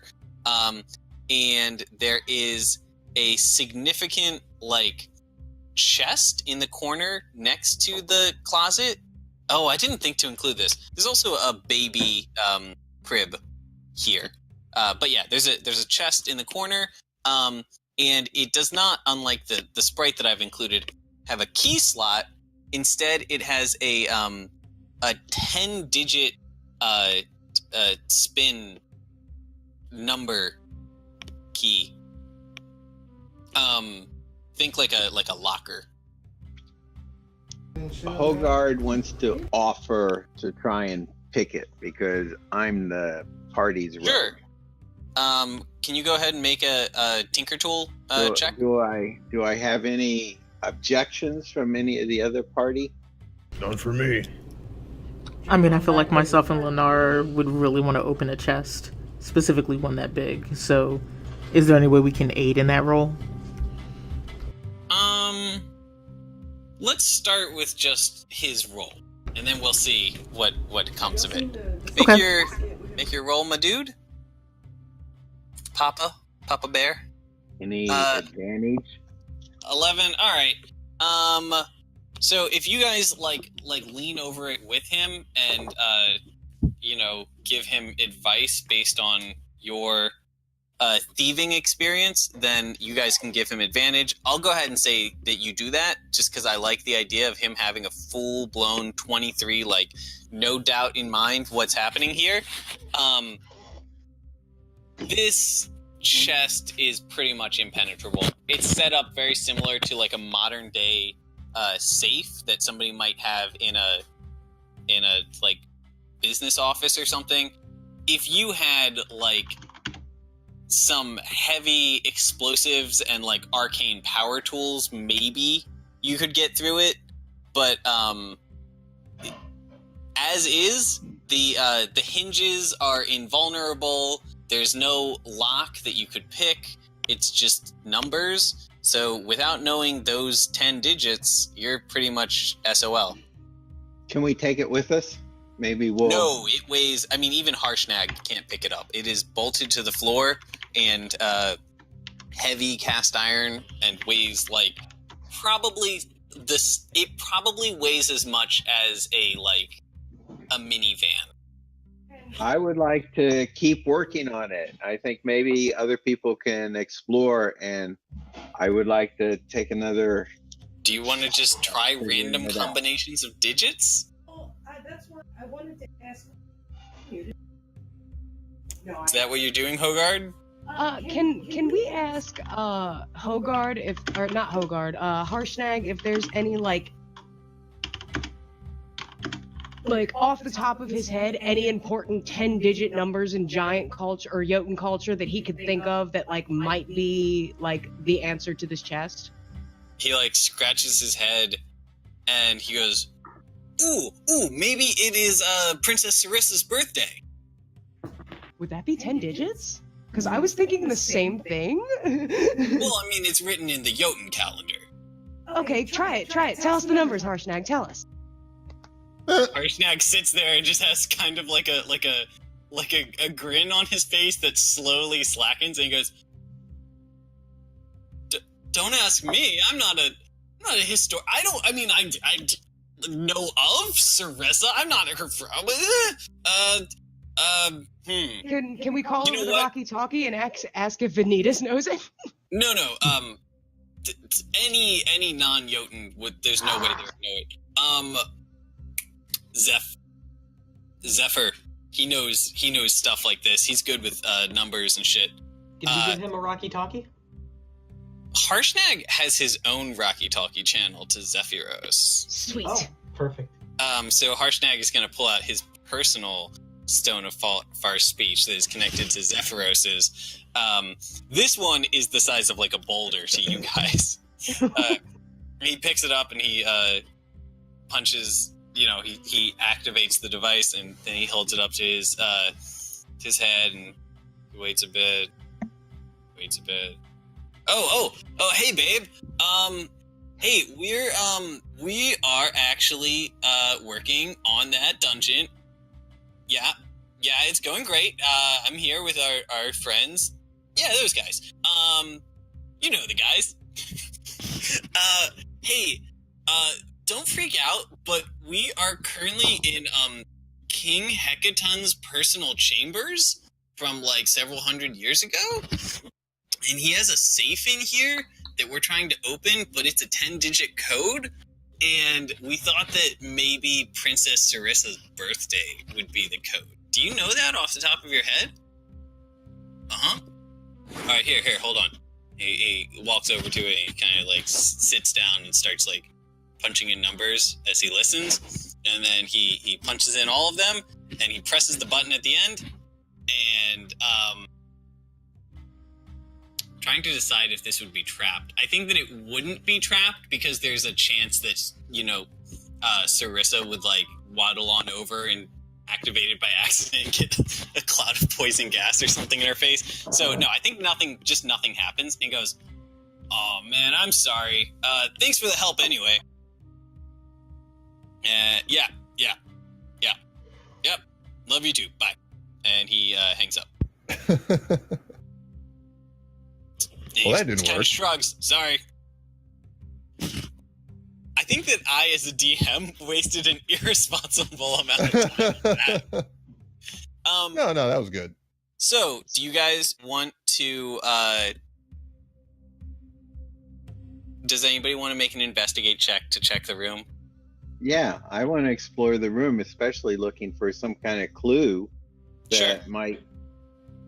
Anybody who's interested in spending like 5 minutes checking the room, roll investigate.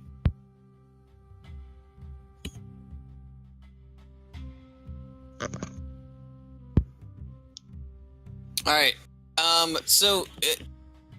Hogard at least gets a pretty good like peek around the room, thinks of like some good discrete places to check. And I'm sorry, you just don't see anything in particular.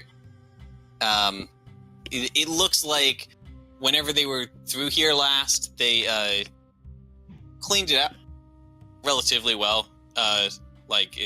There's nothing really left behind. The closet's empty and all that stuff. So you guys could be empty. We can come back later and find. Yeah.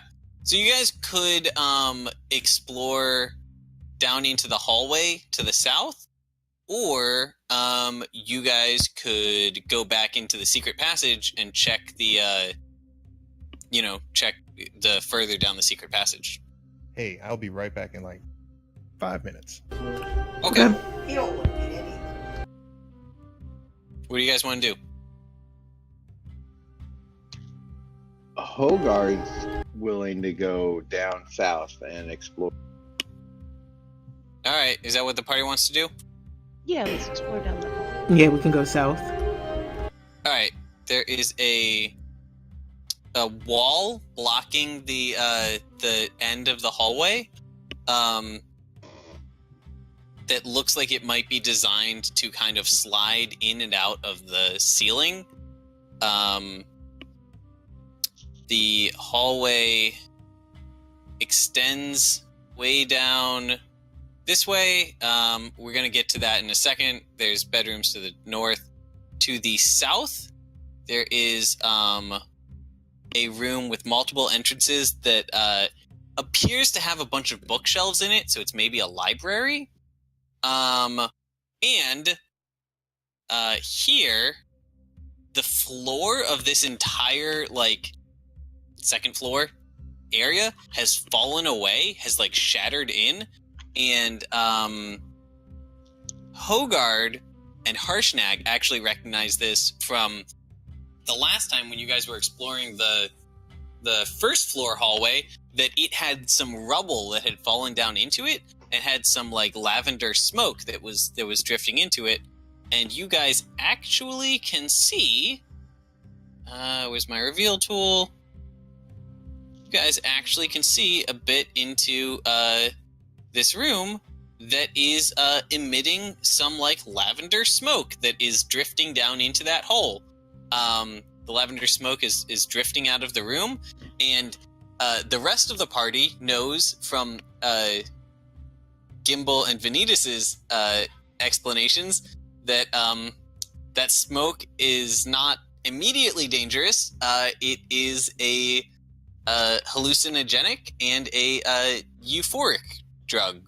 It makes you feel real good. I think that's everything.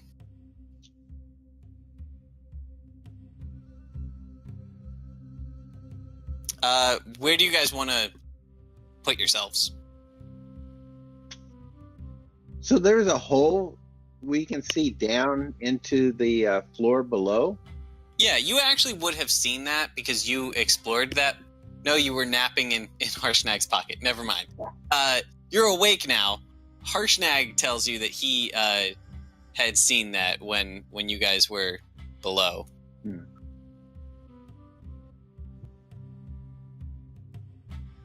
If you're talking, Mikhail, I can't hear you. Oh, my bad. I have myself muted. Oh, I'm sorry. I'm gonna move over to where I just moved myself in slug mode. Okay. Alright, you want to open this door and check this room? Yes.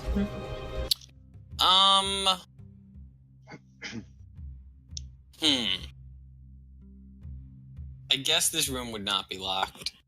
Yeah, you're able to open it. You peer inside. It is very similar to the room that you were just in, except a little bit thinner. There are bunk beds on the wall instead of a like king-sized bed like you had in the other room. Very similar layout. There's another painting here that you guys can nab that is worth, some amount of money. God damn it. Hold on. Please hold. Holding.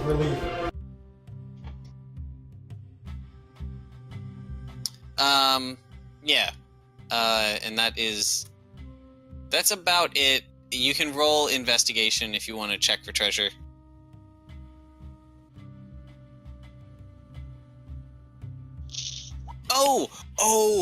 Oh, I missed a very important detail here. I'm sorry. Sorry. So I needed to tell you, this is the room that has the bunk bed. This room is noticeably significantly girlier than the other room that it was in. It's pink. It's got a kind of like bead curtain leading into the bathroom. And the painting in this room is actually closer to, think of it like a poster that a girl in the 90s might have of like NSYNC. And the person in this poster is a shirtless man who looks suspiciously similar to Harshnag. Harshnag was Mr. February. Harshnag is currently in the hallway. I want to call Harshnag into the room. Harshnag comes in and he's like, "Hey guys, what's up?" Hey, you want to tell me about this? Picture and looking at Harshnag. Harshnag looks at the painting. He's kind of like smiling, and then his smile kind of like falls away, and he goes, "Oh no. Oh no, I can't hear you, Aeneas. I'm sorry. You're muted. You're muted in Discord, I'm pretty sure." She is.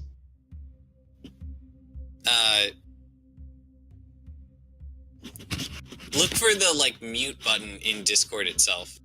It'll be at the very bottom of the left-hand side next to your little username icon. There'll be a little microphone in between or next to the headset. Oh, okay, good. Oh, she's saying okay. I see. Lunara wants that poster. Alright, very good. I will make sure that Lunara gets that poster. Harshnag is like, that's fine, I guess. You can take that. That's not me. No, I know that's actually what somebody would say if it is them, but you gotta remember the time span here. This is several centuries ago, and I was I was a wee pup back then, still a mere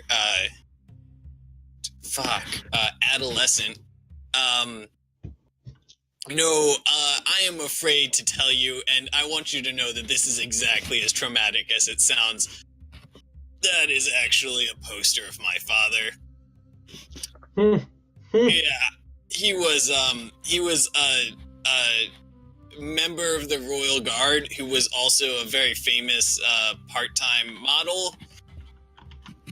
Mm-hmm. Yeah, I'm gonna go ahead and just let you have that one, and can you roll that up and not make me look at it? Thank you very much. Are we all informed of this? Because Vanitas would start calling him Mr. February Jr. Fuck. Vanitas is not in this room. It's going to be up to the others to inform him. Okay, well. Oh, I did forget to mention that the attractive shirtless frost giant that looks suspiciously like Harshnag in this poster does have a full-on Freddie Mercury mustache. If that makes it better for you. Nice.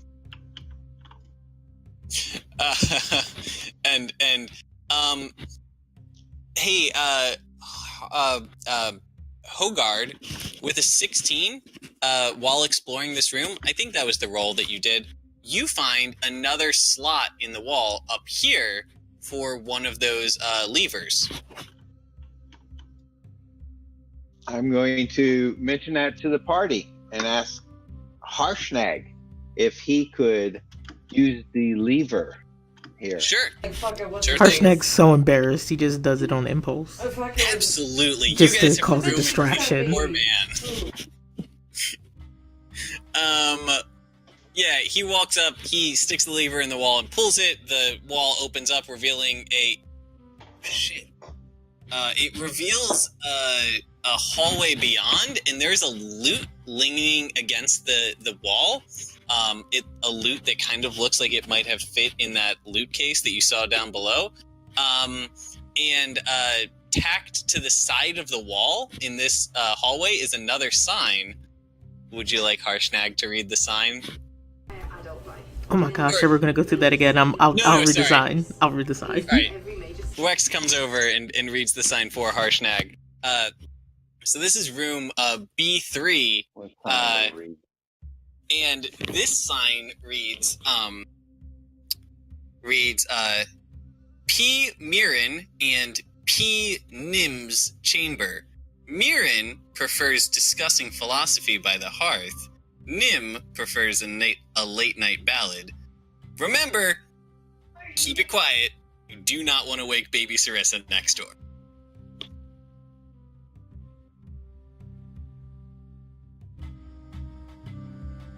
If you're talking, you're on mute.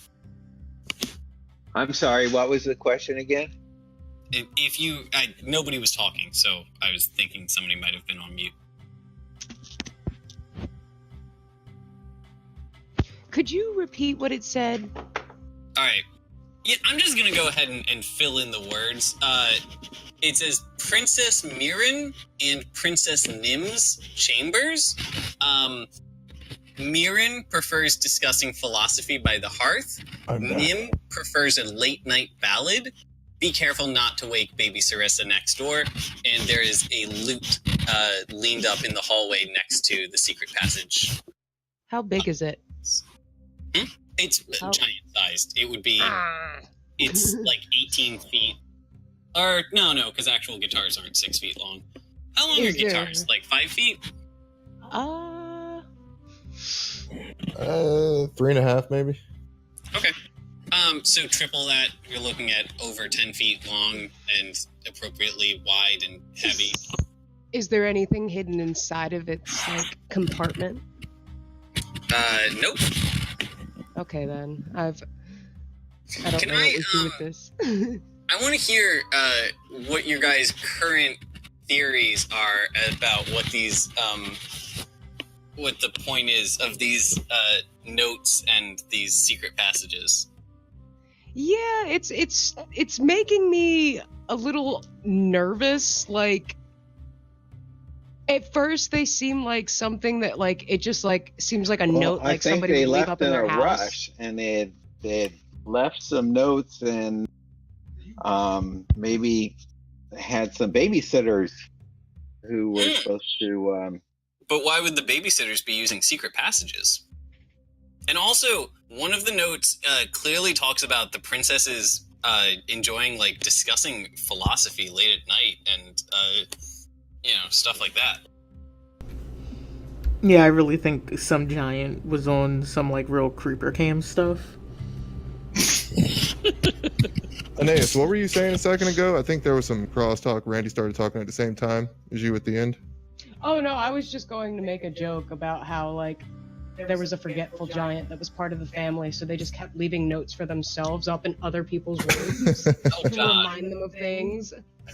Word. Okay, well, there are no other clues to like help you figure this out, but I 100% like that your characters canonically believe that.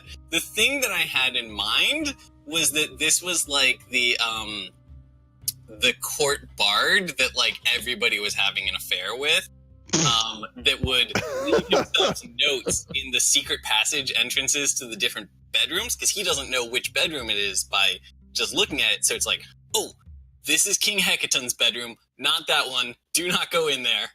That would be very bad. AKA Harshnag's father. No. Harshnag is not the prince. That's somebody else. No, the bard is. No, the bard is Harshnag's father. Is the bard Harshnag's father? Shit. I hadn't considered. Yeah, it's funnier if it's Harshnag's dad. It's totally Harshnag's dad, isn't it? The picture. It all fits. No, I hate it. And it all fits so well.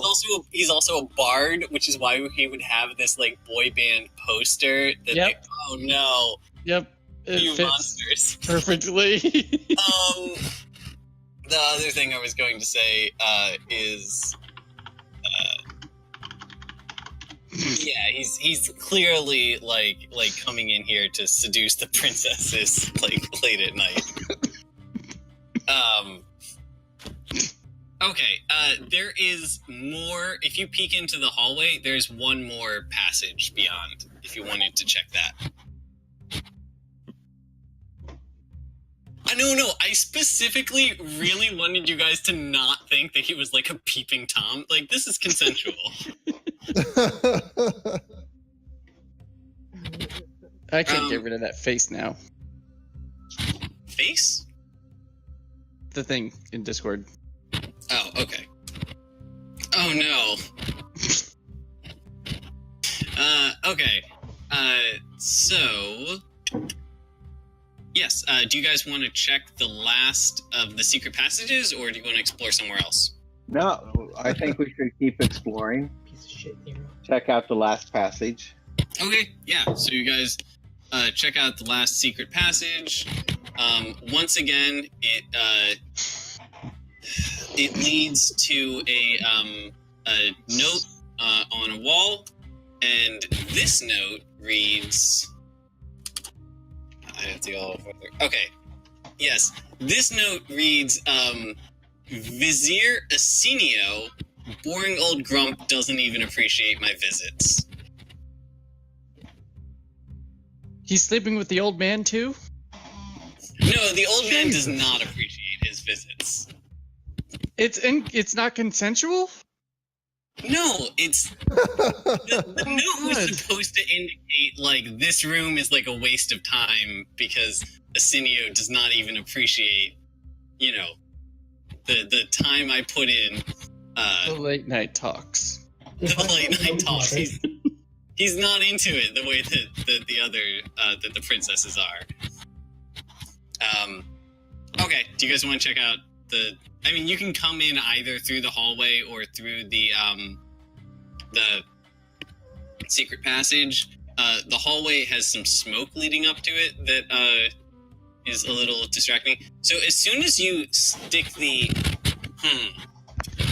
one other thing I want to point out is that when you guys are standing in the final of the hallways, so we've got, you know, whoever was over there. When you guys are standing in there, you hear a noise very faintly coming. I should have made you guys roll perception for this. It doesn't matter. You guys very faintly hear a noise coming from the bedroom beyond.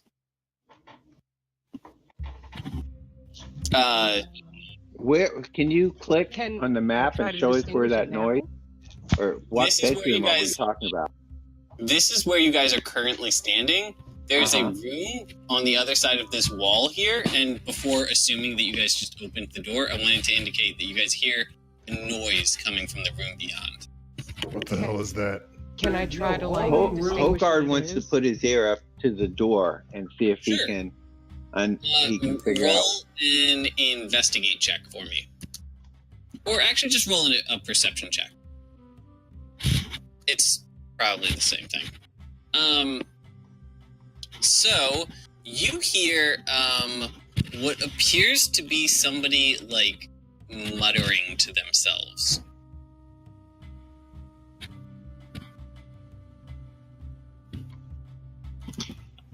Hey guys, I can hear someone talking in there.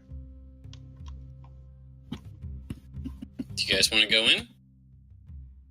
Can we just peek into the room? Can we open the nature of the lever? The nature of the lever is that it's not like a small thing, like it opens the whole section of the wall.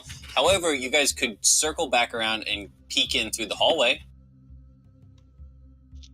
Okay. Right. I think that's a good idea. Everyone takes a couple minutes. You circle back around. You're in the hallway now. There's some of that purple smoke drifting out of this room, and you can peek your head in here. I will go ahead and reveal area. Who's peeking their head in? Is it Hogard? Yeah, Can you make a Hogarth's willing stealth to do check that. for me?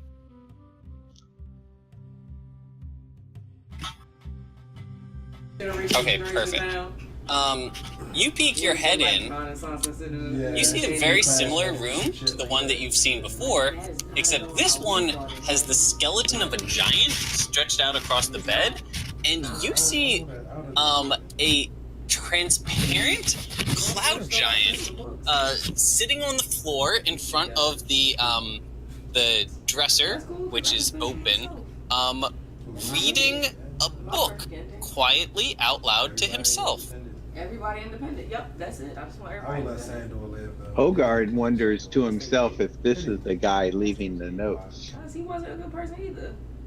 You are currently undetected. It is. You know who should have died? Brian. Brian really should have died. Wait, come to think of This it, this this up north chilling. Talking about yes.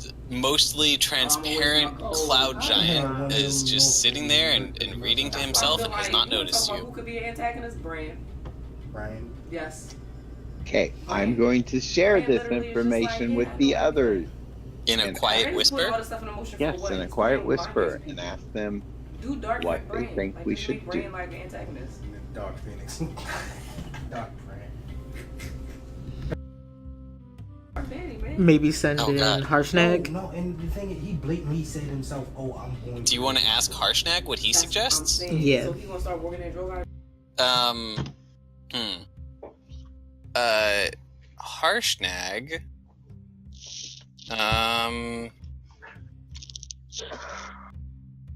That's a good question. I've got the scale a little wrong on this guy. I mean, Harshnag is if anything straightforward. He doesn't think that this person's necessarily a threat. He says, like, well, why don't you guys just go in and talk to them? We're gonna suggest Exactly, Harshnag and that's what I'm saying. goes in and talks for us. Goes first. Sure. Harshnag just effortlessly walks around the corner and walks inside and says, like, "Hail and well met." And the He talks like a typical Skyrim guard. yes, the ghost of the cloud giant pops his head up, throws the book at Harshnag, and then disappears. Damn. Harshnag is a little disoriented and goes, "Oh, well, okay then," and is going to, I guess, take the book, and it is just like a fantasy novel, and he doesn't have much to say about it. He puts it on the floor and walks back out.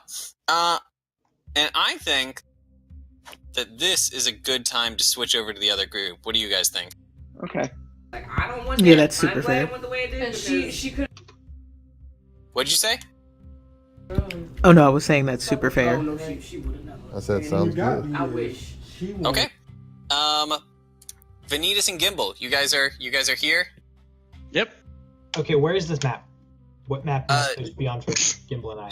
Oh, you should be on the map that is called EOTAF 2F. Eye of the Allfather, second floor. It's the map that the players are on. And you're in the bottom right corner.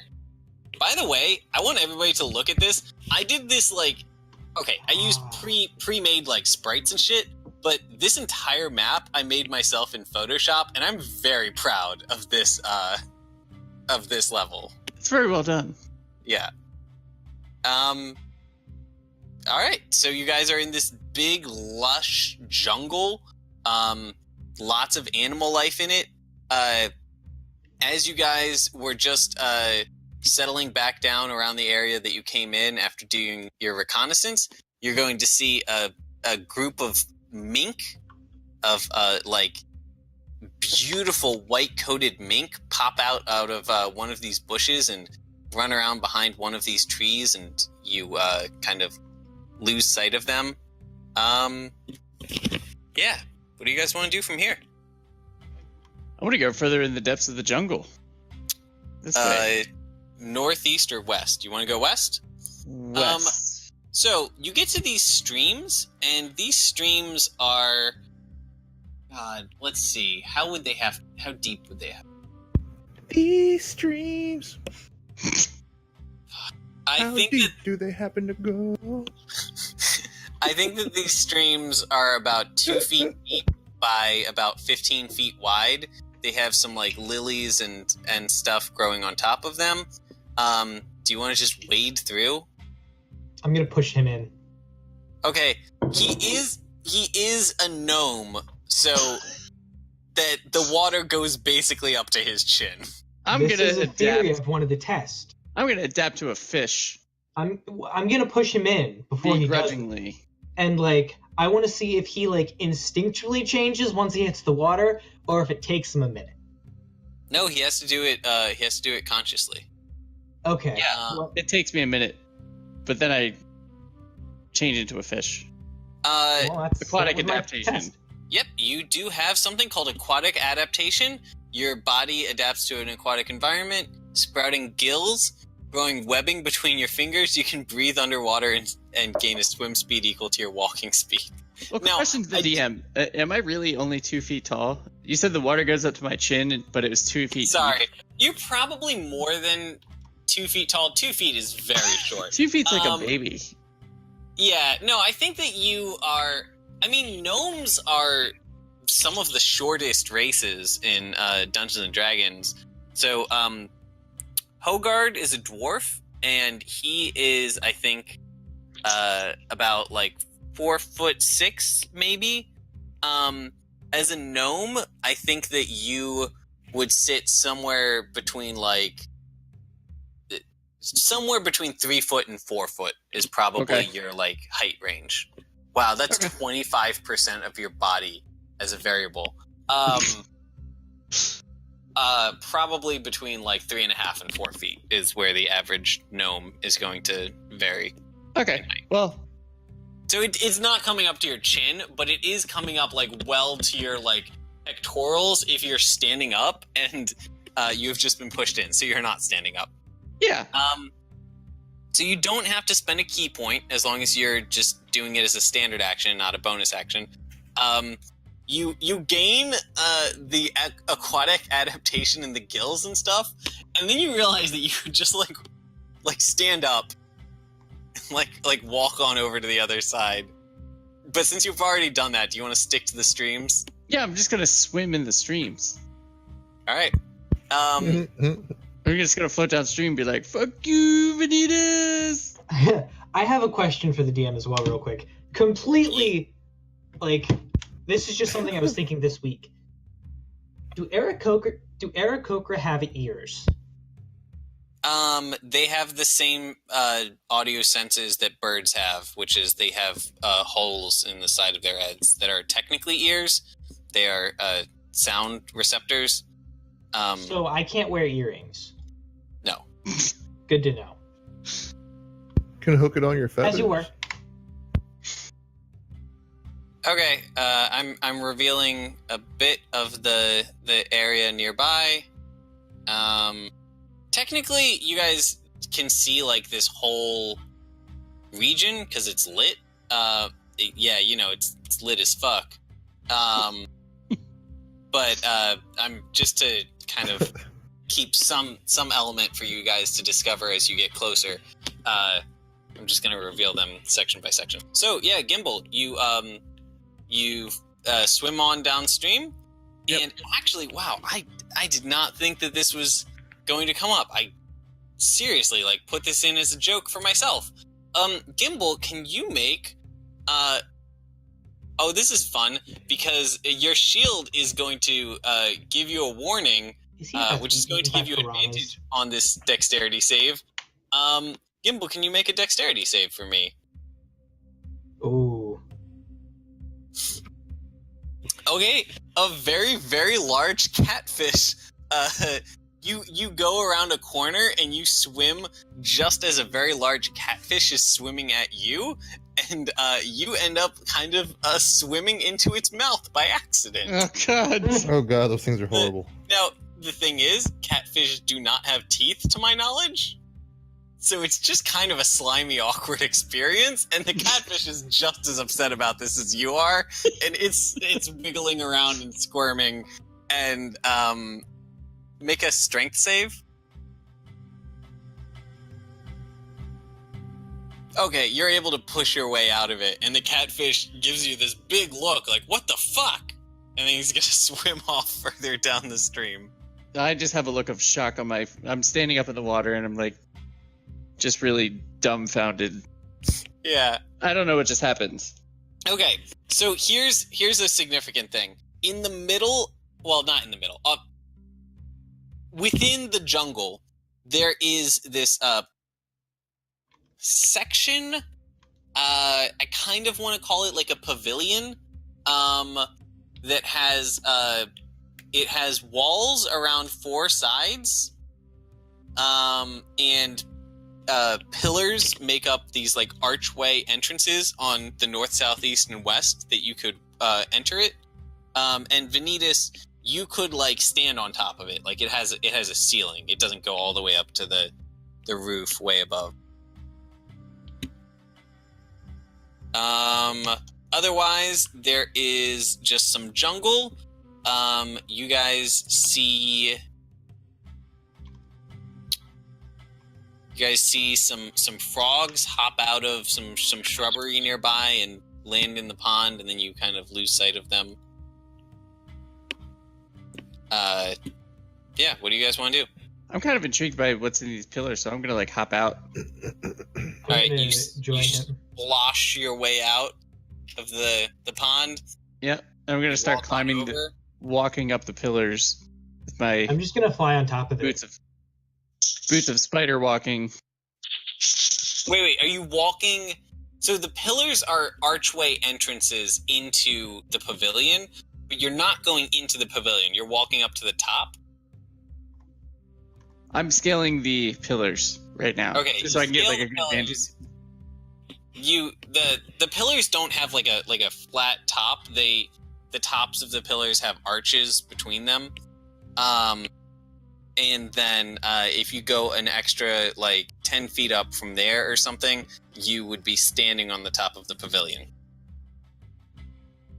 Okay. Do you want to do that? And I'm going to go to the top of the pavilion. I'll go in the pavilion because I want to know what's inside it. Okay, thank you very much, Vanitas. That makes my life a lot easier. Reveal area. I'm just going to reveal this whole section of the map. So there is an exit to the west. There is the pavilion that you guys are standing in currently. We're going to get to that in a second, Vanitas, because that's going to be exciting. Gimbal, you see the whole landscape that I just drew out. There's trees and plants and wildlife everywhere. Oh, by the way, I mentioned to both of you guys that you were kind of like weirded out about like, well, how the hell could this barren temple support an apex predator? This is probably how it supports an apex predator. You don't know what's going on here, but presumably this is like a paradise for, herbivores. And where you have herbivores, you can have carnivores. Yep. So, Vanitas. Gimbal is standing on the ceiling, and in a fun twist of fate, you're on the ground.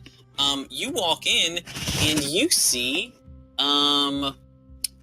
first you walk in, and you are going to see a dire bear to your left that is asleep, curled up on the floor, and then you are, and I'm going to need your immediate reaction. As you walk in, you see the dire bear, and presumably you're moving very slowly and cautiously so as not to wake it. Do you want to roll stealth? Well, I want to know how you react when a trio of mink come running into the pavilion, followed by another one of these dire tiger. They make a lot of noise. They bump. The mink run past this pedestal in the middle and then arch around it, and the tiger bumps into it with this loud banging noise. And then the dire bear is suddenly standing upright and is like, "Rah, rah, rah, what's happening?" And you are standing next to it. What do you do? I'm gonna try to speak bear to it like we were earlier. Gimbal hears all the noise and wants to see if Vanitas is okay, because it sounds like to him be like, there's a bunch of accosting going around. Can you make a persuasion check? I sure can. It's not gonna be a good one. Yeah, so last time you were aided by the fact that you were just two mellow, chill bros. You are not mellow and chill right now, and you try to calm this bear down, and he goes, "Ugh!" And then it whacks you in the face. Oh, okay. Well, can Gimbal aid, because Gimbal has a special touch? Is that the hit dice for it? Yeah, it attempts to whack you, and it whiffs it pretty bad, which is reasonable considering that it just woke up. The tiger has currently ignored you and is exiting the building to the north. And now I'm gonna fight this dire bear. Fuck yeah. God. Gimble's gonna climb down from the roof. I'm just gonna fucking all out. Do I have all my key points back? At any point in time, did we take a short rest? Nope. Okay, so I'm just gonna all out fucking yeah. Good talk. And my 2 damages, because I'm guessing 12s don't hit. Actually, 12s just barely hit. Remember, most of why you don't deal damage to somebody is because you ding off of their armor. Animals don't have armor. Okay, so yeah, I fucking just he tries to hit me, I just matrix out of the way, and I just fucking start all out Goku versus Frieza in him. God, you crit on 2 of those too. What is that? That's 10 plus 14 is 24 plus 11 is 35 plus 8 is 43. You did 43 damage between your 4 punches. This polar bear had, not polar bear, I'm using the stats for a polar bear, had 42 hit points. I wanted to say that this is just it takes a swipe at you and you're like, what the fuck, bro? You get just do a pow, pow, pow, and then you grab him from around the neck and you fucking suplex him. Can I say it was non-lethal damage, though? Yeah, totally. Okay. That said, these bear pelts are probably worth a decent amount. Yeah, but to be fair, this bear just got his ass beat right after a nap. Embarrassing, yeah. I don't want to strip him of his dignity. Embarrassing. Yeah, he's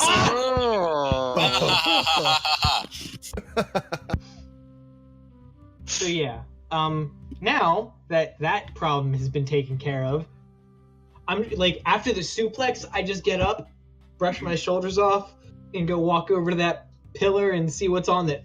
Thing in the middle. So, once again, you find the pillar has 2 slots for runestones. This one actually has the runestones in both slots are filled. The left slot has a Haug runestone. The right slot has the Ild or fire runestone. Now, oh man, I've already got like reservations about taking them. So this is a thing. The Haug runestone you recognize as being the same kind of like key card kind of shape that you saw inserted into the archway below. And remember that you guys decided you needed to find. You didn't need to find all of them. You needed to find either the Frost Giant's axe, so that Harshnag could open the door, or the Cloud Giant rune, so that Zephyros could open the door. So we don't need either, or do we need any of these runes? Technically, neither of those would help you to open the door. Yeah, but hold on. However, in the kitchen, there was a slot for a hill rune. Yep. If we take these runes, we could probably do other stuff with them. Yep. See, the other thing that I would point out, so the Haug rune has the like keycard design to it. The Ild rune, the fire rune, is actually, so each of these has like a slot that like a keycard kind of thing could be inserted into, and then it has like a bowl underneath that something else could be entered into. The Ild rune is actually a like marble-sized ball that has the rune like floating in the middle of it that is sitting in that bowl and seems to be activating the same power that like the Ild keycard would do. But it is not one of the 6 key cards that are like part of the archway. See, now I have a few reservations on taking these, but that's only because like the way I'm seeing it is the Haug is what's making all this, it's what's sustaining all this plant life. God, I'm glad you got that. And the Ild is what's sustaining the sun. Fuck, I'm so glad that you got that. Okay, so I'm on the right track. Yeah. Now, I don't want to. This is a nice little, like, a nice little area. It's its own little biome. By the way, you guys would have no way of knowing this. I probably could have written a scene that, like, showed it off, but I didn't think to. There's a cool thing in this particular area that the Haug rune here, the, like, aura of life in this room, is so potent that if you were to go outside and like pluck a leaf off of one of these ferns, such as to make a salad with it for one of your Jotun guests, the leaf would regrow within like 5 minutes. If you consider the potential, that means that this one like half acre or whatever room essentially has the nutritional potential of like a full jungle. Like it has the potential of acres and acres and acres of jungle because it never runs out of food, which means all of these like herbivores, it can sustain a massive herbivore population because there's never a food shortage. It's never like they're fighting amongst each other to get like, you know, these berries they need to survive.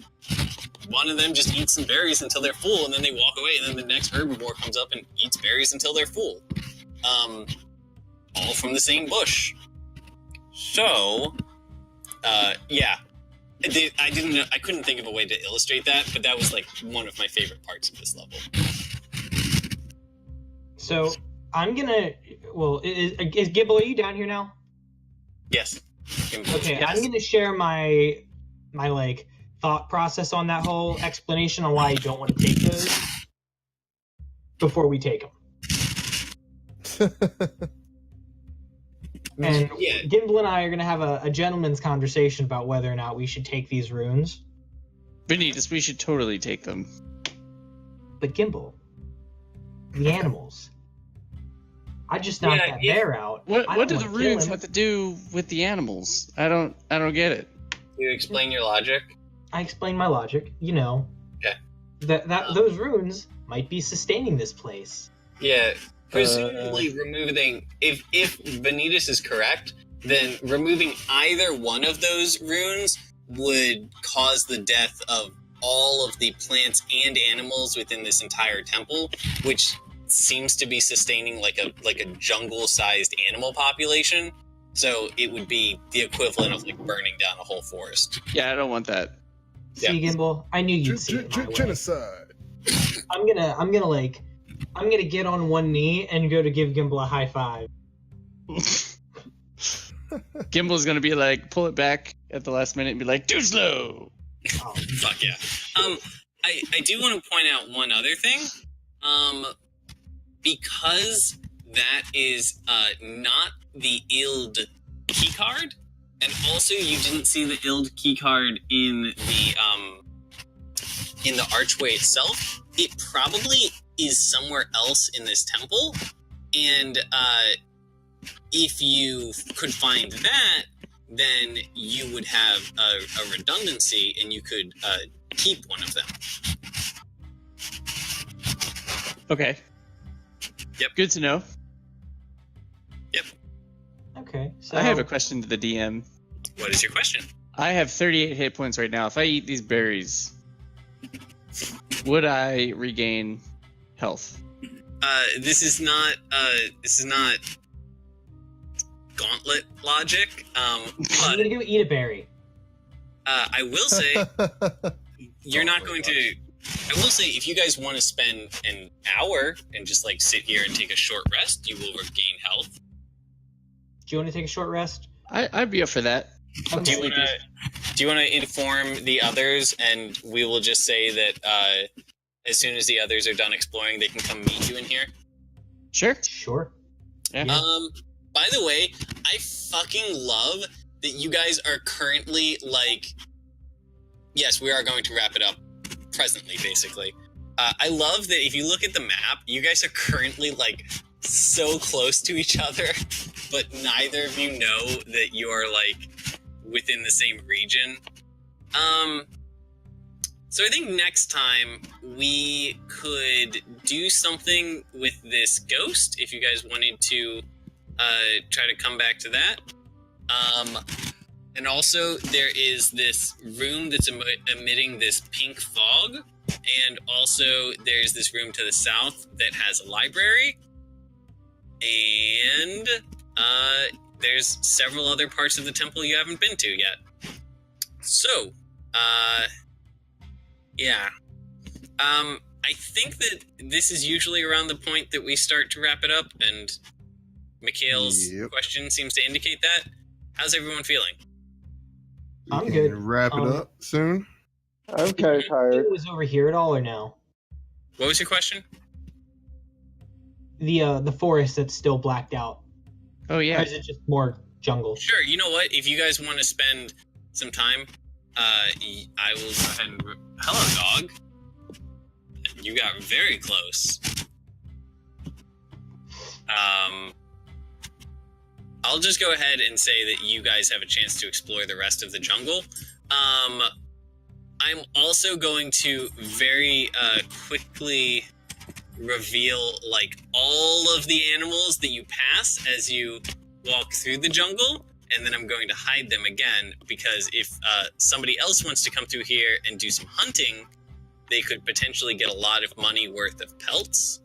But I think that that's not something that you guys are digging. We get enough money as it is. Sure. Yeah, I don't want to hurt the animals. Giant treasure. No, I love that. Thank you. Very much appreciated. All right, so look at the map. Oh God. Oh wait, hold on. Of the animals that I have down on the map that you guys pass as you are exploring. And everyone's had a good look. And then ended with people. Yeah, is that a three-headed snake? Yep. That's a three-headed snake. Oh. Big three-headed snake. What in the world is this? And they're gone again. You know what's that? Oh, damn. If somebody wants to go hunting, they have to do the hard work. But yes, all of those are potential encounters. If somebody wants to spend some more time in this forest and like look for animals, either to hunt them or to have some other kind of interaction with them, there's lots of animals in this jungle. But how did you not just type in? I did, but I thought it was going to all the stuff. Can I pull from my bag? Yes, you can. End this off on me pulling from my bag. Yeah, hold on. I think that's a good way to end the game. It is, man. What? The tables. Do you wanna put anything back into the bag afterwards to I'm gonna cut off one of this dire bear's claws. Yes. while it's unconscious? Yes. Oh God. Very good. It's like clipping a cat's nails. I'm not like breaking its knuckle and ripping. I'm just like snipping. You are not declawing the dire bear. You're removing literally like the tip of the claw. That's probably her baby daddy. Like, Okay. Are we watching? I think that Are we you serious? because at one point you had this really huge mod from like feeding it a bunch of stuff, but I think you pulled after that. So I think you're back down to. This is the worst. We can presume you're at about Yes, as they play. 0, which is where you're going to hit, where you're going to sit most of the time, unless you want to feed it like something valuable to get that mod back up before you pull. Can I feed it the Yeah. Oh no, I don't know what I want to feed it. Just remember, anything you could feed it, you could also sell to like get actual good shit at at the what's his name's store. And the vast majority of what's in this place in the bag is like the vast majority of what you've seen is not valuable. Okay, I'm just gonna feed it a whole bunch of dire bear clippings. Fuck. I really do not Okay. looking like this. Somebody cut it off so they can. Well, that's definitely in the junk category. But what? Oh, look. It's cut off. Okay. Does it even? Is that good junk? Is that medium junk? I don't know. Like, I don't know if dire bear clippings are things needed in spells. I think that is mediocre junk. That's going to go ahead and give you a -4 modifier for your next roll. What I hear is voice, I think I feel. Deal. He doesn't approve. Go ahead and roll a D100 for me. Then you're gonna have to tell me what the result was. Ready for the next game? 55. 55? No, I didn't play 3. I told you I didn't. Oh, well, that's a good one. That's a good one. You reach inside and you pull out I'm glad that they plan on 2 silk ribbons. One of them is red, and the other is yellow. Gimbal, do you want to wear friendship ribbons? Oh my God! I thought you'd never ask. Gimbal and I have matching friendship ribbons now. Of course you do. Beautiful. I love this campaign. I also downloaded it on PlayStation. Okay. You fucking guys. Well then, I think that is it for tonight. All right, guys. Alrightio. All right. Cool beans. Okay. That was dope. Thanks, guys. Good game. Have a good night, y'all. All right. Night, everyone. See you guys later. See ya. Peace. Yep.